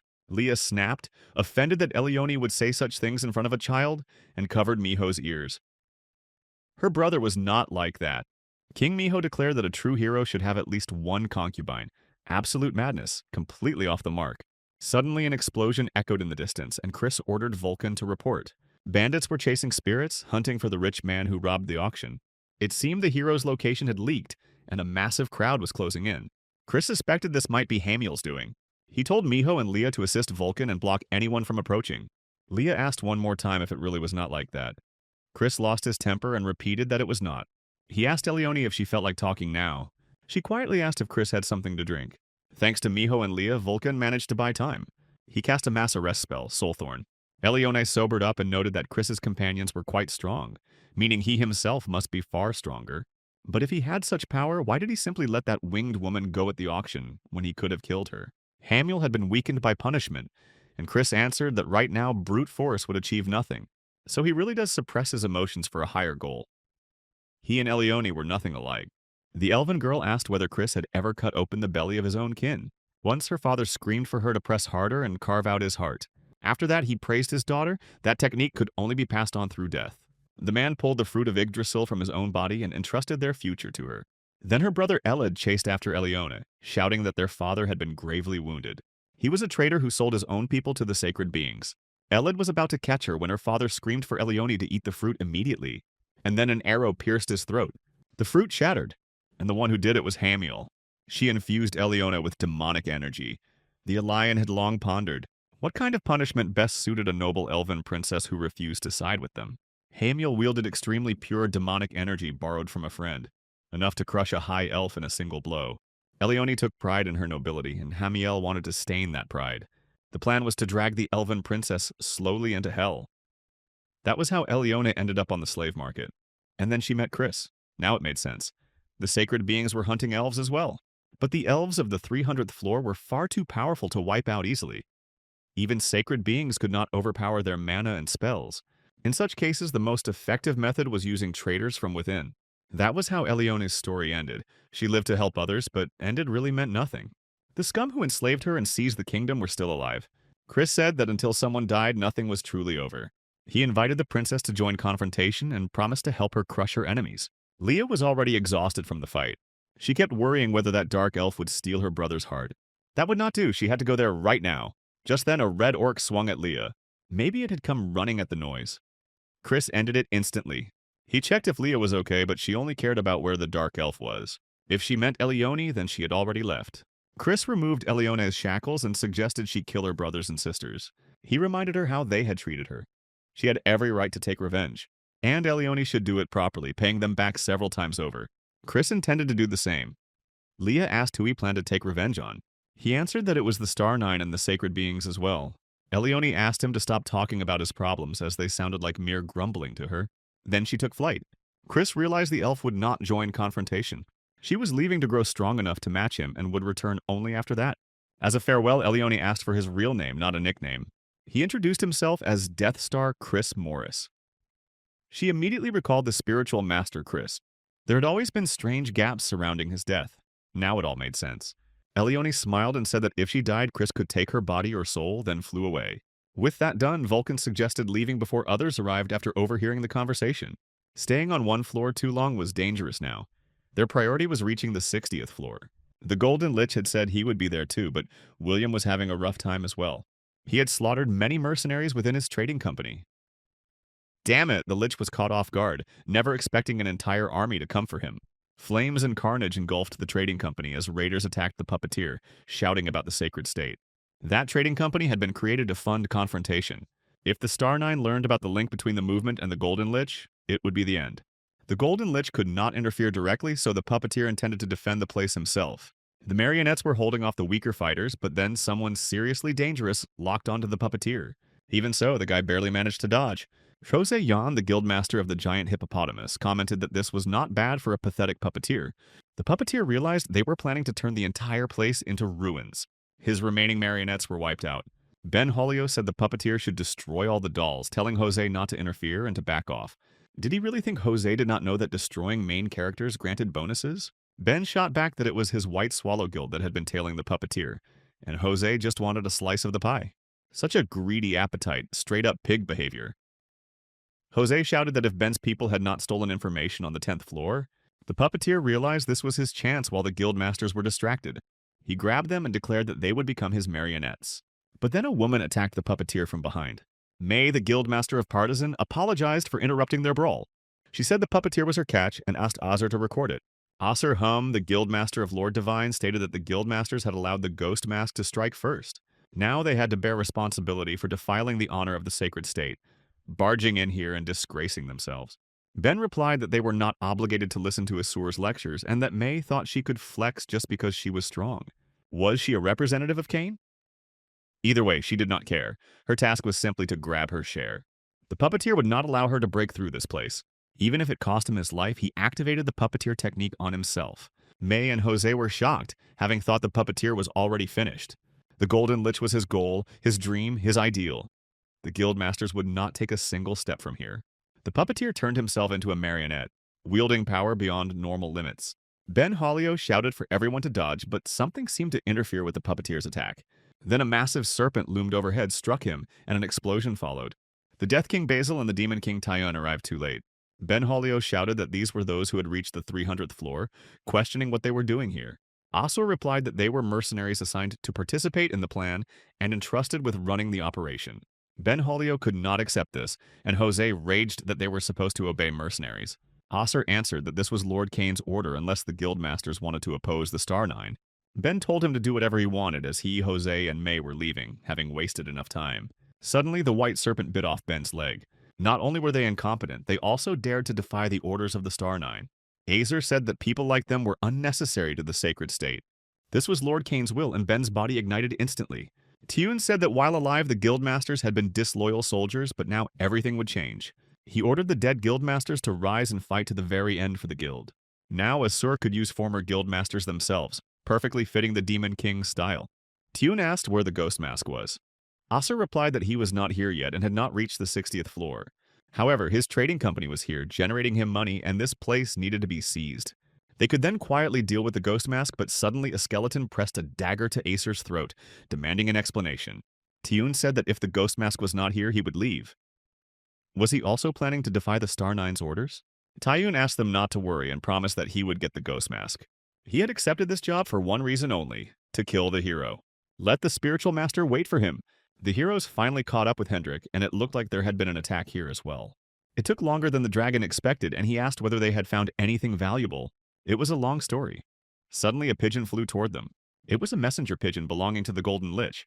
It delivered an urgent message, with the Lich telling Chris to focus first on advancing to the 60th floor. A massive disaster erupted as the base facility came under attack, with the trading guild being hit hard. The Golden Lich urgently asked them to come immediately, as he would not last long there without backup. Chris needed to try buying time, and Vulcan asked what that even meant. The 60th floor mattered, since it had helped the heroes before, and the Golden Lich controlled trading guilds under multiple names. Managing the tower's finances under a single identity was way too risky. Damn it, it looked like someone had sniffed something out, but Hendrik had said the Golden Lich was one of the strongest who ever reached the 300th floor. Even if a flashy army showed up, how could it possibly deal with him? Yet Hendrik himself had heard everything. If William could interfere personally, he would never have opened guilds under fake names. The moment the Golden Lich stepped into the fight, everyone would realize his trading guild and confrontation were linked. Then it would not stop at one attack, as the Sacred Guild would grind him into dust. The heroes locked in their objective, heading for the 60th floor to deal with the affiliated guild's gang. Vulcan ordered everyone to regroup as they were about to teleport to the next floor. Suddenly, someone launched an attack on them. Basil and Tiyun offered an apology, but declared the heroes could not proceed to the 60th floor. The serpent released its venom, and Chris ordered everyone to dodge. They quickly shifted to a rooftop, and Hendrik asked what that was supposed to be. Chris realized that if these people appeared at this exact moment, everything made sense, as that bastard Cain had sent them. A massive spirit warrior attacked next, and Chris immediately grabbed Leah and Miho, recognizing it as undead. That meant Tiyun was a necromancer, and beside him stood a snake summoner who looked straight up unpleasant. Hendrik yelled that he would handle the rest, and the serpent turned its focus toward him. Basil noticed Hendrik was from the dragon race and offered to take him as a pet. Basil even believed he could place him in the highest position. It was tempting to imagine how brightly that dragon scale would shine. Hendrik rejected the disgusting offer outright and charged again. Meanwhile, Tiyun told Chris that the dragon would not be able to help him. Judging by the pressure, this man was from the 300th floor and even stronger than Shane. Fine, it was time to see what a necromancer could really do. Chris told Leah and Miho to assist Hendrik, then head to the 60th floor once things were settled. Tiyun would be handled by the hero himself. The necromancer wanted exactly that, and the spirits on both sides clashed violently. Normally, necromancers would fold just from Tiyun's skeleton warriors, so the rumors about the ghost mask were clearly not lies. That meant his class was a spiritual master, and Chris demanded to know what came next. Tiyun answered that the title was far too lofty for Chris and demanded he surrender his power. And if Chris refused, then Tiyun could go screw himself. In that case, Tiyun planned to take it by force. Leah and Miho rushed toward Hendrik, but the ground shattered, and an enormous maw snapped shut around them. Tiyun declared that if Chris did not comply, his companions would die painfully. Chris told the bastard to shut up and undo it immediately. Raiders clashed with the Golden Lich's guards, and one fighter thought a stone had been thrown at him. It turned out to be gold, an insane stroke of luck in the middle of chaos. Then dozens of explosions erupted, forcing the fighters to retreat. The vanguard continued to be blocked using the same tactics, and Asur believed breaking into the building was impossible. Maybe the trading company housed an unbelievably powerful mage. Then William unleashed his Golden Knight, blowing the raiders apart. That tactic would not last long either, as he would soon be exposed, so time was running out. Chris charged straight at the massive monster, demanding the girls be released. Tiyun would not let him leave so easily and locked down the hero's movements. Introducing Demon King Tiyun, who intended to strip Chris of his spiritual master power and become the successor to the Death Star. A successor to the hero, as Miho regained consciousness inside the maw. An entire army of skeleton warriors had already surrounded them. The monster started sinking deeper and deeper into the ground. It clearly looked like it was trying to escape while swallowing the girls whole. Hendrik was about to strike, but the serpent's jaws blocked his path. That alone was not a big deal, and he began locking it down. But then another snake crawled out of the same mouth. It latched onto Hendrik, and he flung it away fast, yet the venom still pierced him. In that instant, he saw that day again with brutal clarity. The day his homeland was terrorized by dragons, the source of his rage. Someone reacted with surprise that Hendrik hated dragons at all. Basil found it bizarre that a dragon could despise dragons. That meant Basil could see everything, but how was that possible? The answer became clear at once, as it was the power of the snake that bit him. That creature amplified the opponent's darkest memories and transmitted them straight to Basil. Yet Basil could not grasp how anyone could hate such beautiful beings, especially when Hendrik himself could become a dragon, which Basil considered magnificent. Hendrik clenched his sword tightly, knowing Basil understood absolutely nothing. Those were enemies who destroyed his homeland, his rage born from failing to avenge them and being reborn in an enemy's body. Basil had no right to speak if he could not understand that. Basil questioned what the problem even was, while Hendrik burned with anger over something Basil called trivial. Basil truly did not get it, since becoming a dragon should have been payment enough for everything. Hendrik could not even imagine how many Basil had slaughtered just to gather those snakes, all for the sake of twisted beauty. To Basil, that kind of sacrifice was dirt cheap, and he casually remembered to introduce himself. He was Basil, the King of Death, and he adored everything covered in scales. If Hendrik joined his side, Basil promised he would learn to love his true form. In response, Hendrik decided to introduce himself as well. He was Hendrik the Dragon Slayer, sworn to wipe out everything with scales. Basil concluded that meant they would have to fight. So this was where Hendrik's foul mouth would lead him. Hendrik carved through the snakes without much effort, but they kept coming with no end in sight. Basil could throw as many as he wanted because a snake like him was not enough to defeat Hendrik. Then the largest cobra of them all emerged, revealing the others had only been bait. The massive serpent coiled around Hendrik and constricted him. Staying like that meant certain death, so he tried to escape by activating teleportation. Basil pressed a hand against his face, signaling that he had him now. Basil claimed Hendrik had been careless and was still too weak to fight him. Basil activated the Serpent Bearer trait to claim the dragon as his own. Everything was set, and Hendrik was supposed to become his slave. There was only one way to break Basil's control: to fully turn into a dragon and eliminate Camille. Basil knew Hendrik could not do that. The hatred inside him toward dragons ran far too deep. Even Hendrik himself was no exception, and Basil believed he still had not accepted his draconic essence. Since Hendrik did not want to become an enemy again, Basil expected him to obediently become a pet. Suddenly, Hendrik heard Chris's voice from the battle with Shane, questioning that twisted logic. Hendrik did not want to become an enemy, so letting his power rot made no sense. Chris had once asked who Hendrik really was, and the answer had been the Dragon Slayer. But that was not the whole truth, as they were fighters who had reached the 50th floor. If they unleashed everything they had, even someone from the 300th floor could be brought down. Chris had said they were still weak, which meant using every possible method without hesitation. In that moment, Hendrik transformed into a dragon again, shocking Basil beyond belief. Hendrik knew he was still weak, and that was exactly why, against stronger foes, he had to fight with everything he had. He would wipe out Basil by any means necessary. Even so, his eyes lingered on the shine of Basil's flawless scales. Hendrik was perfection itself, and Basil would do anything to claim him. Meanwhile, Chun was slowly starting to lose ground against Chris. Worse, that lunatic had completely copied the Death Star combat style, the technique from Chris's past life. Chris had to free those trapped and then rush to the Golden Lich. No, those thoughts only disrupted the fight. Beating Chun would settle everything. The hero questioned whether Chun had learned that combat style from Death Star Chris Morris. Exactly so, just like the hero himself. Then Chun could not win because Chris surpassed the Death Star. Chun bristled at that claim, but the hero vanished in the next instant. He reappeared by diving straight into a mass of enemy skeleton warriors. Chris fused divine power, demonic power, and the summoning of holy demons. Chun was stunned, as two incompatible forces merged within one body. No one had ever reached such a feat, and Chris's name was etched into the tower's records. The tower had never seen a being wield both divine and demonic forces at once. How was one supposed to defeat the Death Star when the enemy commanded a stronger army? Yet Chris had to crush him no matter what, just like he had done before. Using a special method, the hero would destroy the beast and then fight the master directly. Only the target changed while the structure stayed the same, a method Chris disliked but trusted. The hero pressed again, since Chun had called himself the Death Star's successor. With equal rank, the Death Star's abilities could be roughly understood. Chris recalled how he himself once froze before divine power and then died. Chun summoned his strongest spirits and demanded the Death Star not be defiled. If this ended here, it would be pathetic. So Chris charged forward with his new power. Before divine and demonic force combined, the beast could do nothing as the hero aimed to cleave its core. Chris struck, yet something blocked him, and Chun remained unharmed. Why was that when divine power was poured into the blow? Just as Chris had said, the Death Star had died that way, and Chun had prepared for such an attack. For every insult, Chris would pay with his life right here. Chun's spirits activated layered defensive magic. Divine and demonic powers were sealed, and those monsters joined in. The undead were brutally strong, especially the fallen guildmasters, making simple strikes useless. That meant divine and demonic power had to be used simultaneously. A warning appeared stating those forces opposed each other and could not be used together. Chris dismissed the system outright, deciding this was the only way. The system still resisted merging them. Fine then. Chris ordered a spirit to devour the conflict, since both powers were his regardless. He commanded both forces and the warrior spirit to become one, crushing the undead. Tune could not comprehend it, as that defense was meant to repel the power of 4 sacred beings. That meant Chris wielded strength far beyond them. It was neither divine nor demonic, and the system issued congratulations.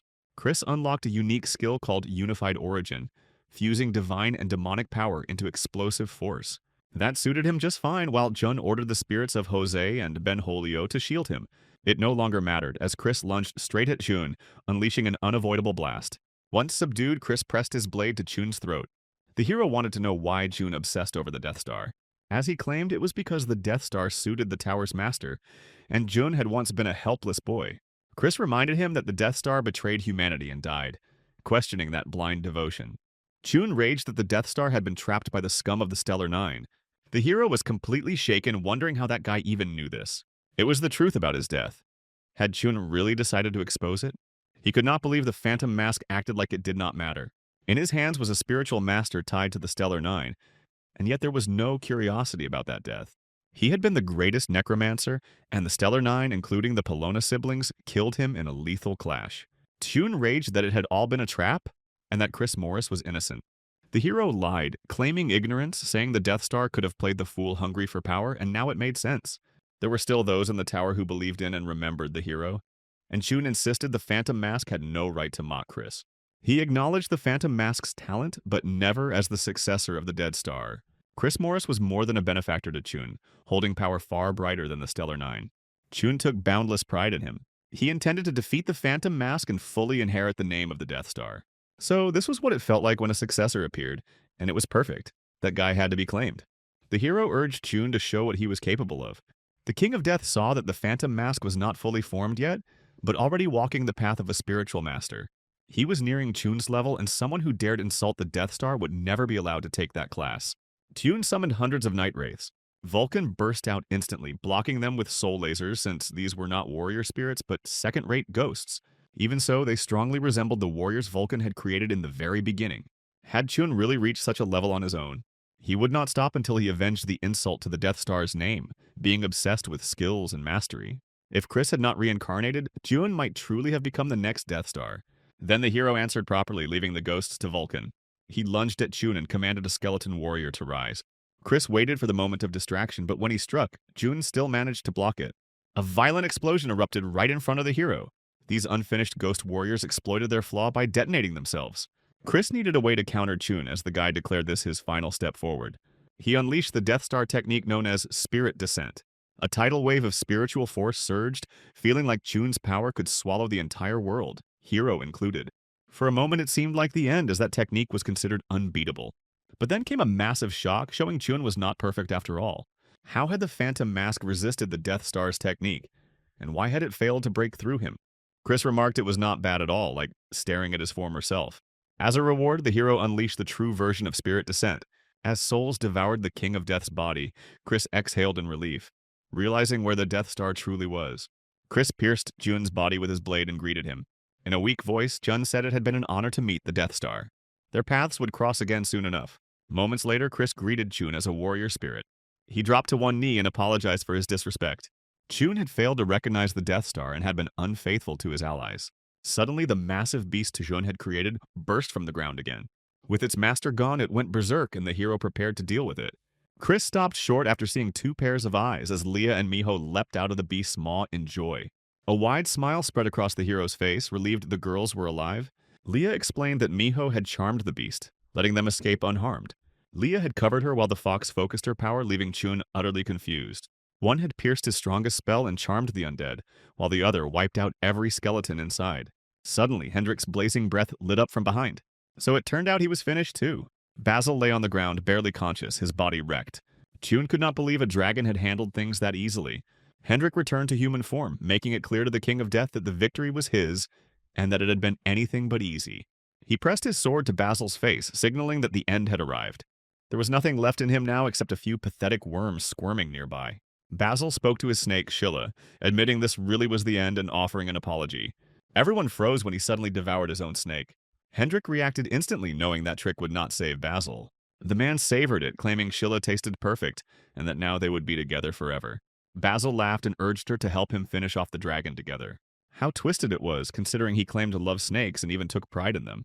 They had only ever been expendable tools, and now he had absorbed her entirely. Basil mocked Hendrik's understanding of love, insisting nothing was more beautiful than becoming one. Disgusting. Chris told Leah and Miho to cover Hendrik. But the dragon demanded no one come closer and no one touch Basil. That freak was his prey, and Hendrik struck the snake straight into its maw. Its tongue coiled around the blade, dragging the dragon's arm inside. Now Hendrik could no longer use his sword, and Basil assumed this was the end.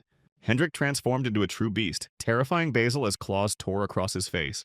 The man sneered that Hendrik was neither dragon nor human, asking if he was not disgusting. Through that battle, Hendrik realized something important, and was almost grateful for it. He was a dragon slayer, and nothing would ever change that. He had defeated the strongest snake, Sheila, and now dragged her along. Tune remarked that the Phantom Mask's companions were incredible. Yes, with loyal allies like these, climbing the tower was possible. Naturally, Tune would go with them, the spirit offering a quiet thanks. Hendrik wanted to ask what had happened between them, but there was no time. Right now, the Golden Lich was in danger on the 60th floor. The battle was not over, so Chris ordered everyone to move out. Tune suddenly blocked their path, warning they could not go yet, as Asur Hum was leading the forces on the 60th floor. He was the leader of the Divine Lord Guild, which dominated the lower tiers of the Sacred Empire. Chris asked how strong they were, and Chun replied their level matched his. Essentially paladins of the 300th floor. Hendrik agreed it would not be easy, but both Tune and Basil had fallen, so it was not hopeless. But Chun said that was not the real problem. After the Polonus saved Azer, he became absolutely loyal to them. William had handled the frontline soldiers and believed he could buy some time. As payment for absolute loyalty, Asur alone among the guild leaders received something special, namely divine power from a divine race. The Golden Lich panicked as Azer revived fallen warriors. That meant Azer Hum could rival the heavenly race in power, and right now he had ordered a full assault. Leah insisted that was impossible while Chris asked what they were supposed to do. Was there really no way, and was that why Chun suggested waiting until everything was wiped out? But no, there was a way. A method to equalize the Death Star's power with theirs. Tiyun declared that Chris had to consume his flesh. The hero was stunned, but June claimed to understand the Death Star's unique trait. Chris possessed the power to absorb items, and a dead body could count as an item. That way, all the strength Jun had accumulated would become his. Hendrik added one more thing, noting that Basil and his snakes had been extremely strong. Absorbing their power would grant Chris even greater might. The hero thought they had completely lost it, since there were surely people out there who would want at least their bodies. But Jun was certain there were none, and if anyone did exist, then it would be them alone. He held deep respect for Chris. If he could help, even with his modest remaining strength, there would be no greater honor for him. Tune asked his lord to accept his power. Chris agreed with quiet sorrow, deciding to become the continuation of their strength. The hero immediately began absorbing the two corpses. Meanwhile, enemy soldiers were already breaching the building alongside mages. Damn, they were reviving everything at once. At this rate, the building would fall fast. Losses on the Golden Lich's side kept climbing. Buying time by any means was critical. First, William would split their forces by throwing everything into chaos, then jump back into combat. Suddenly, an insane torrent of light pierced straight through several buildings. William wondered if he had been discovered. But this was divine power, something he could barely even imagine controlling. Then Asur announced that he had finally found him. The guild leader hovered directly in front of William, at last identifying the mysterious merchant backing the Phantom Mask. Asur had come to punish the Golden Lich and the Phantom Mask. William noted that this man did not resemble a sacred star at all. Down below, there were surely those waiting to profit from the chaos. Lord Cain had given Azer two orders. The first was to punish the useless guild leaders. The second was to eliminate the Phantom Mask and everyone aiding him. Acer insisted that Lord Cain's command was absolute, equal to divine will, leaving no room for other considerations. The Golden Lich told the fanatic that things would not go as he wished. Acer demanded to know how long William planned to keep running. If Hum discovered his true identity as the Golden Lich, everything would only get worse. William had to keep fighting to prevent Acer from uncovering the truth. But how could he do that while holding back his real power? Something felt off, as William was clearly not using his full strength. Before he had shown far more terrifying skills, but now he was just dodging. Asur suspected the man was hiding something and decided to force him into fighting seriously. He would uncover whatever William was concealing. Did this guy really think he could protect his companions this way? Then Hendrik crashed into the scene, the dragon smashing through the building as if he had appeared from nowhere. Soldiers were trapped in the ruins, hoping their lord Azur was unharmed. Asur had heard rumors that one of the Phantom Mask's allies was a dragon. That meant he had reached the 60th floor in a single night. after already dealing with Chun and Basil. Chris stepped forward, asking whether this man was indeed Azur Hum. He also wanted to know where he needed to go to slit Kane's throat. Leah worried about her brother fighting alone, but Hendrik reassured her, saying Chris had that special edge. Suddenly, Azur's soldiers launched an attack from below. The warriors recognized them as allies of the Phantom Mask and tried to knock them down. The Golden Lich warned that they needed to deal with these troops first, since Azur could even revive fallen soldiers. In that case, Hendrik would burn them so thoroughly that not even corpses remained. Meanwhile, Chris decided Azur was easy prey and severed his arm. However, the limb regenerated instantly, an absurd display of power. To defeat him, a devastating strike was needed, one that left no chance to regenerate. The timing had to be perfect for a decisive blow. Chris asked if this power came from the Polonus, guessing he had found a way to please those lunatics. Acer flew into a rage over the insult, declaring that the Phantom Mask would be punished immediately. Chris instantly ordered Vulcan out, and together they blocked the heavenly judgment through summoning. Acer was stunned, since undead should not be able to resist divine power. Curious how they managed it, he watched as Vulcan pointed toward Shun, showing how. A solid defensive skill indeed. Acer could not believe that June had not only betrayed him, but had also joined forces with that bastard. The King of Death had never followed anyone. From the start, he simply found his own place. Acer set his sights on erasing the filthy soul of a traitor. Chris ordered Vulcan and Tune to defeat Acer and bring him in. Tune had grown even stronger and now wielded the Phantom Mask's power. In that instant, Chris donned the Fox Mask and slashed Acer from behind. Acer crashed to the ground in an explosion, claiming he was cornered but still unbeatable. An infinite source of regeneration had been granted to Acer by a great being. He thought Chris was doomed to lose, but then a serpent seized him. At last, the hero ordered Basil to rise. Acer's final words were about how even Basil had fallen under the Phantom Mask. Acer's head was bitten off, yet he revived instantly, insisting nothing would work. Chris realized Acer could regenerate endlessly as long as divine power fueled him. Acer had to be finished in a single decisive blow. Basil's power had no effect, and even weakened divine energy could not kill him. Was this Tune's doing? Acer claimed that this was the end and they could not kill him. They must have planned to win using Basil's soul, but that plan had failed. Tune stepped forward, saying they never planned to kill him at all. Vulcan added that their order was never to execute Asur. Their mission was to deliver Acer to his master. All spirits fused their strength with Chris, preparing a strike at maximum output. Acer sensed this was not divine power, but something entirely different. Divine and demonic forces merged, unleashing a tenfold impact. The scorched remains of Asur lay at the bottom of a newly formed massive crater. Tune said that sharing a first victory with the Star of Death was an honor. Vulcan remarked that someone worthy of succession had finally appeared, though Chris did not get his excitement. Hendrik called out, reporting that everything below was under control. He added that reviving this ash would require summoning a god or demon. The heroes had stopped them and gathered the sprouts. Chris called it their first true victory. Until now, enemies could claim the Phantom Mask struck by surprise. But today, the fight was real since the enemy attacked first. Once this news spread, people would start thinking differently, that even the heavens could be flipped upside down. Chris hinted that the Golden Lich should handle that, which was why he was brought here. William, taking the puppeteer along, said he would go and finish the job. Chris told him to take care of it. Suddenly, Baal noted that his instincts were sharp. Asked what he meant, the demon said something was approaching. A violent quake began, but it was not the ground, it was space itself. Everyone looked up as the heavens split open and a piercing beam of light descended. Chris knew it was not the sky, but the floor itself responding. Hendrik told the girls to duck as he took flight. Chun urged his lord to look up as Acer Hum's body rose and reassembled piece by piece.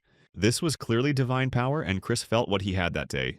Certain it was Carmen Pellan. Acer stepped back onto the ground, declaring the gods had saved him. Now it was time to punish the traitors who doubted the divine. At that moment, Carmen dropped her plate, sensing Acer Hum on the 60th floor had been crushed. Kane immediately knew this was the Phantom Mask's work, but Carmen urged calm. Acer was a special toy, their insurance if enemies tried to wipe them out. When Carmen granted Acer divine power, she secretly embedded something else within. If defeated, he would resurrect as her personal avatar. Now the Phantom Mask would have to face Carmen personally. That divine power belonged to that creature. Hendrik and Leah burned with rage, as this was one of those who had killed their brother in the past. Acer was surprised that the hero recognized Lady Carmen's divine power so quickly. That filthy divine aura was impossible to forget. Acer could not understand the source of such hatred. Not even a full year had passed since the Phantom Mask began climbing the tower, yet such deep hostility toward Lady Carmen already existed. Acer was about to question who the hero truly was when he sensed Vulcan and Tian behind him. They struck together, triggering a violent explosion. Acer seized them by the throats with both hands, amused that he could not kill them outright. Now, with such a massive gap in power, they would suffer endlessly, unable even to die. Hendrik tried to attack, but Azer restrained him. The dragon was powerful, yet now carried the force of the Star Nine. Asur rose into the air and slammed the massive dragon into the ground. The power of sacred beasts was nothing compared to the Star Nine. Asur was declaring their deaths when his movement suddenly became restricted. He felt the source of this force coming from the little one, realizing she was the daughter of a spiritual being. While Azer was distracted, Chris cleaved Carmen's puppet body clean in half. Every member of the team joined the attack, yet the body still regenerated. Asur concluded that no attack could affect him anymore. Now it was his turn. He unleashed heavenly punishment upon the heroes, far weaker than before, yet still overwhelming. Chris remained at the center of the blast, while the others were forced to retreat. The hero recalled lying on the ground, his body refusing to respond. Asur noted that Chris had awakened at the perfect moment, while he was choking Miho. Hendrik and Leah were both injured. Asur claimed the Phantom Mask had failed completely. The moment they chose to oppose the Star Nine, their defeat was sealed. They could not even approach their enemies and were now to die by the hand of Carmen's servant. Chris resolved that he would never lose to them again. Asur tightened his grip on Miho's throat with even greater force, cutting off her breath. Suddenly, a nine-tailed fox addressed him. Kumiho, speaking from within the child's body, demanded how Azer dared to touch her. He leapt back in shock, unable to grasp what had occurred. A terrifying sensation washed over him, as if the one who had climbed the tower had truly returned. Kumiho triggered an explosion and teleported the hero and his companions away. They arrived in an unfamiliar place, and Leah wondered if this truly was the nine-tailed fox. Kumiho greeted them as this was their first meeting, while Chris questioned their location. The fox revealed it was the 70th floor, the Dark Forest, despite them never climbing there. Kumiho explained that the tower could be ascended in different ways, including a shortcut to higher floors. However, this method granted no points, forcing one to descend afterward, to the floor that matched their true level. Leah herself had grown on the 100th floor without ever climbing there. Hendrik realized this dark forest was an unopened zone. This desolate land was shrouded in dense fog, easy to get lost in, and he questioned why they were brought here. Chris reasoned that this place might be safer, and Kumiho noted his sharp thinking. Yet her hands trembled as she had reached her limit. A nine-tailed fox could not freely interfere in the human world. All she could do was help them escape using this vessel. Kumiho warned that this was only temporary and those enemies would return to kill them. At their current pace of growth, they could not defeat them yet and had to become stronger. Chris asked what she proposed and where this path to power truly was. Kumiho apologized, saying there was no more time and that the rest should be heard from him. She promised they would meet again and vanished, returning Miho to her original state. Chris tried to follow and question her but failed. Miho collapsed into Leah's arms, leaving the mystery of who he was. Suddenly, 2 arrows shot toward Chris. A bow-wielding girl confronted them, demanding to know who they were and who dared trespass into the dark forest. She ordered them to leave immediately, then froze mid-motion as if struck by a sudden realization. Chris made it clear that leaving was not an option, since they had something important to find here, and began summoning Vulcan and June. The girl slowly removed her mask, never expecting that their paths would cross again. The heroes were stunned. It turned out to be Elione. She apologized, admitting that she still reacted sharply to outsiders, though that detail hardly mattered now. Chris wondered whether Elione had already gathered her army. She answered that calling it an army was still too early. For now it was only several dozen dark elves stationed to guard the forest, nothing more. Yet there was hope. She pointed toward the dark Yggdrasil, a new world tree that fed the elves with power. Hendrik and Leah could not take their eyes off it. Elione explained that it was still insignificant, since the true Yggdrasil was far more immense. Now it was the heroes' turn to explain how things had spiraled this far and why they had ended up here. Chris suggested moving to a more secluded place to talk. Hendrik explained that a sacred star, one of the Star Nine, had intervened, along with a servant who had accepted her power. With Kumiho's help, the group had arrived here, guided by her words that something in this place could help them stand against their enemies. Elione asked whether that meant the so-called power itself. Leah admitted it sounded bold, but she asked Elione for help, wondering if the elf could fight alongside them. Chris stood deep in thought on the porch, realizing how powerless he had been against Carmen. Without Kumiho, he would have died there, and Asur's words about the Phantom Mask's plan, failing, echoed endlessly in his mind. Damn it, Chris needed a far greater power. Suddenly a voice remarked that it sensed an unfamiliar energy. It wondered whether the hero had been sent by Baal and Kumiho. Chris had no idea who it was, yet found the familiarity strange for a first encounter. The tree sounded offended, as if they had met many times before, making such words hurtful. The source of the voice revealed itself as the dark Yggdrasil. It was the very power the heroes had been searching for. With the total war of the Star Nine looming, Elione agreed that they naturally had to stand together. The Dark Elves would fight on the side of the opposition, and Leah lit up with excitement. Hendrik, ever the skeptic, questioned whether they could truly handle it, since the danger was undeniable. That was true, but it was all thanks to Chris. Their target of vengeance was the same, leaving Eliona with no reason to stay on the sidelines. Leah gave her thanks, certain her brother would be glad to hear it. Still, Elione wondered where he himself was now. The tree expressed gratitude that Chris had come so quickly, since hesitation after such words was impossible. Chris asked why the dark Yggdrasil had called for him. The tree answered that it had developed a certain interest. Chris laughed to himself, noting that most beings who took interest in him were far from normal. Balri assured him that there was no need to fear the dark Yggdrasil, as it stood on the hero's side. Suddenly, the tree presented Chris with the fruit of the dark Yggdrasil. It intended to give the fruit to him. A fruit of the world tree was normally reserved for high elf royalty, but this was the dark Yggdrasil, and considering the changes dark elves underwent due to demonic energy, this fruit was essentially a demonic crystal. By consuming it, Chris could gain immense demonic power. With that power, he could defeat Asur, yet the hero wondered why the tree wished to give the fruit to him. As something akin to a god for the elves, the dark Yggdrasil seemed better suited to give it to Elione. The tree asked whether Chris knew the history from before the tower existed. Yggdrasil, its origin, had been created by a god who existed even during the era of the previous tower. It was a gift to the elves, his creations. That meant the god of the elves was the father of the world tree.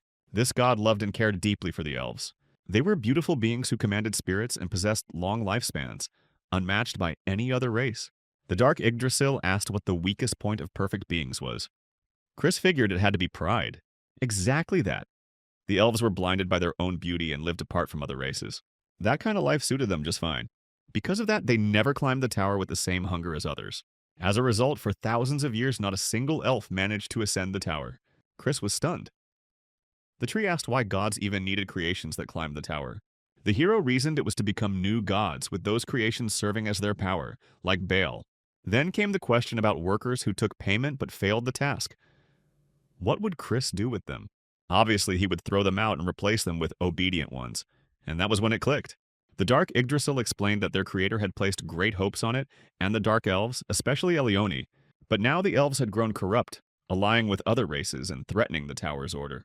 At the center of it all stood the Star Nine, the powerful warriors Chris longed to take revenge on. Sadly, Elione had not become strong enough to receive the Dark Yggdrasil's power, so that power was offered to Chris instead. The father of the World Tree proposed a pact. The condition was to unite the Dark Elves, and the reward was the fruit. Chris had no reason to refuse and took the fruit. The system warned that it contained intense demonic energy and demanded caution. Swallowing it unprepared would cause the demonic power to tear Chris apart from the inside. The father of the World Tree said he would help. That explained everything. Branches filled with demonic energy wrapped around the hero. They would partially suppress the power's backlash. Chris summoned Vulcan and Chun. He would pour out every ounce of strength he had to accept the fruit's energy. Their task was to protect their master until he fully absorbed the power or died trying. With everything set, Chris began the absorption. Meanwhile, the others rushed out of the cabin after him. Hendrik pointed into the distance. Demonic energy was gathering there, something that had not been present before. Leah realized that energy was connected to her brother. Suddenly, an explosion erupted behind them. Asur, having slaughtered several dark elves, demanded how the hero dared evade the judgment of a sacred star. He had finally found the rebels' hiding place and was determined to finish this. One dark elf survived thanks to the magic power within him. He asked how Azer had arrived so quickly. Hum replied that the eyes of the Star Nine were everywhere. It was faster to start in areas where they had the fewest eyes watching. Asur told the elf that if he wanted to live, he should summon the Phantom Mask and beg for help. Acer began choking the elf when a dragon's head loomed over them. Asur was blasted back and quickly scanned the surroundings. Hendrik took the elf from his grasp. Asur questioned why Hendrik and Leah were even here.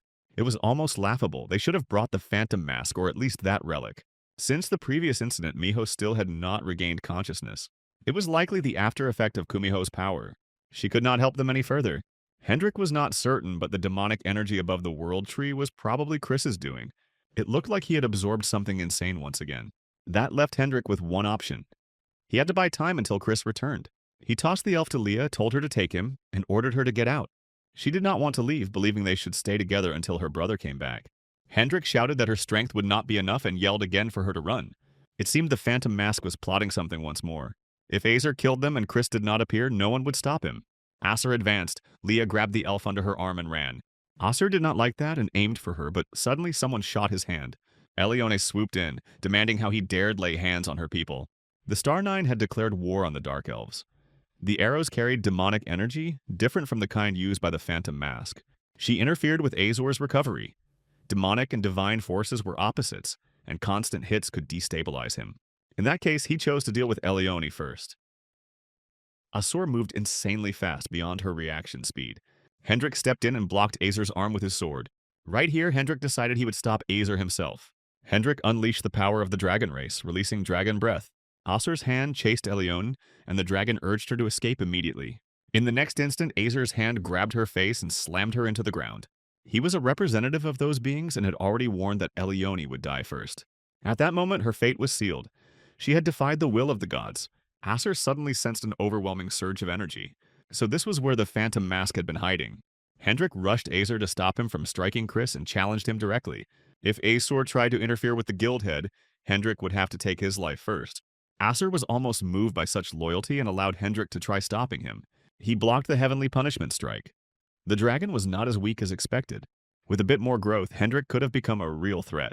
Asur burned a hole through the dragon's body. Hendrik questioned whether he was done talking. If so, he could attack.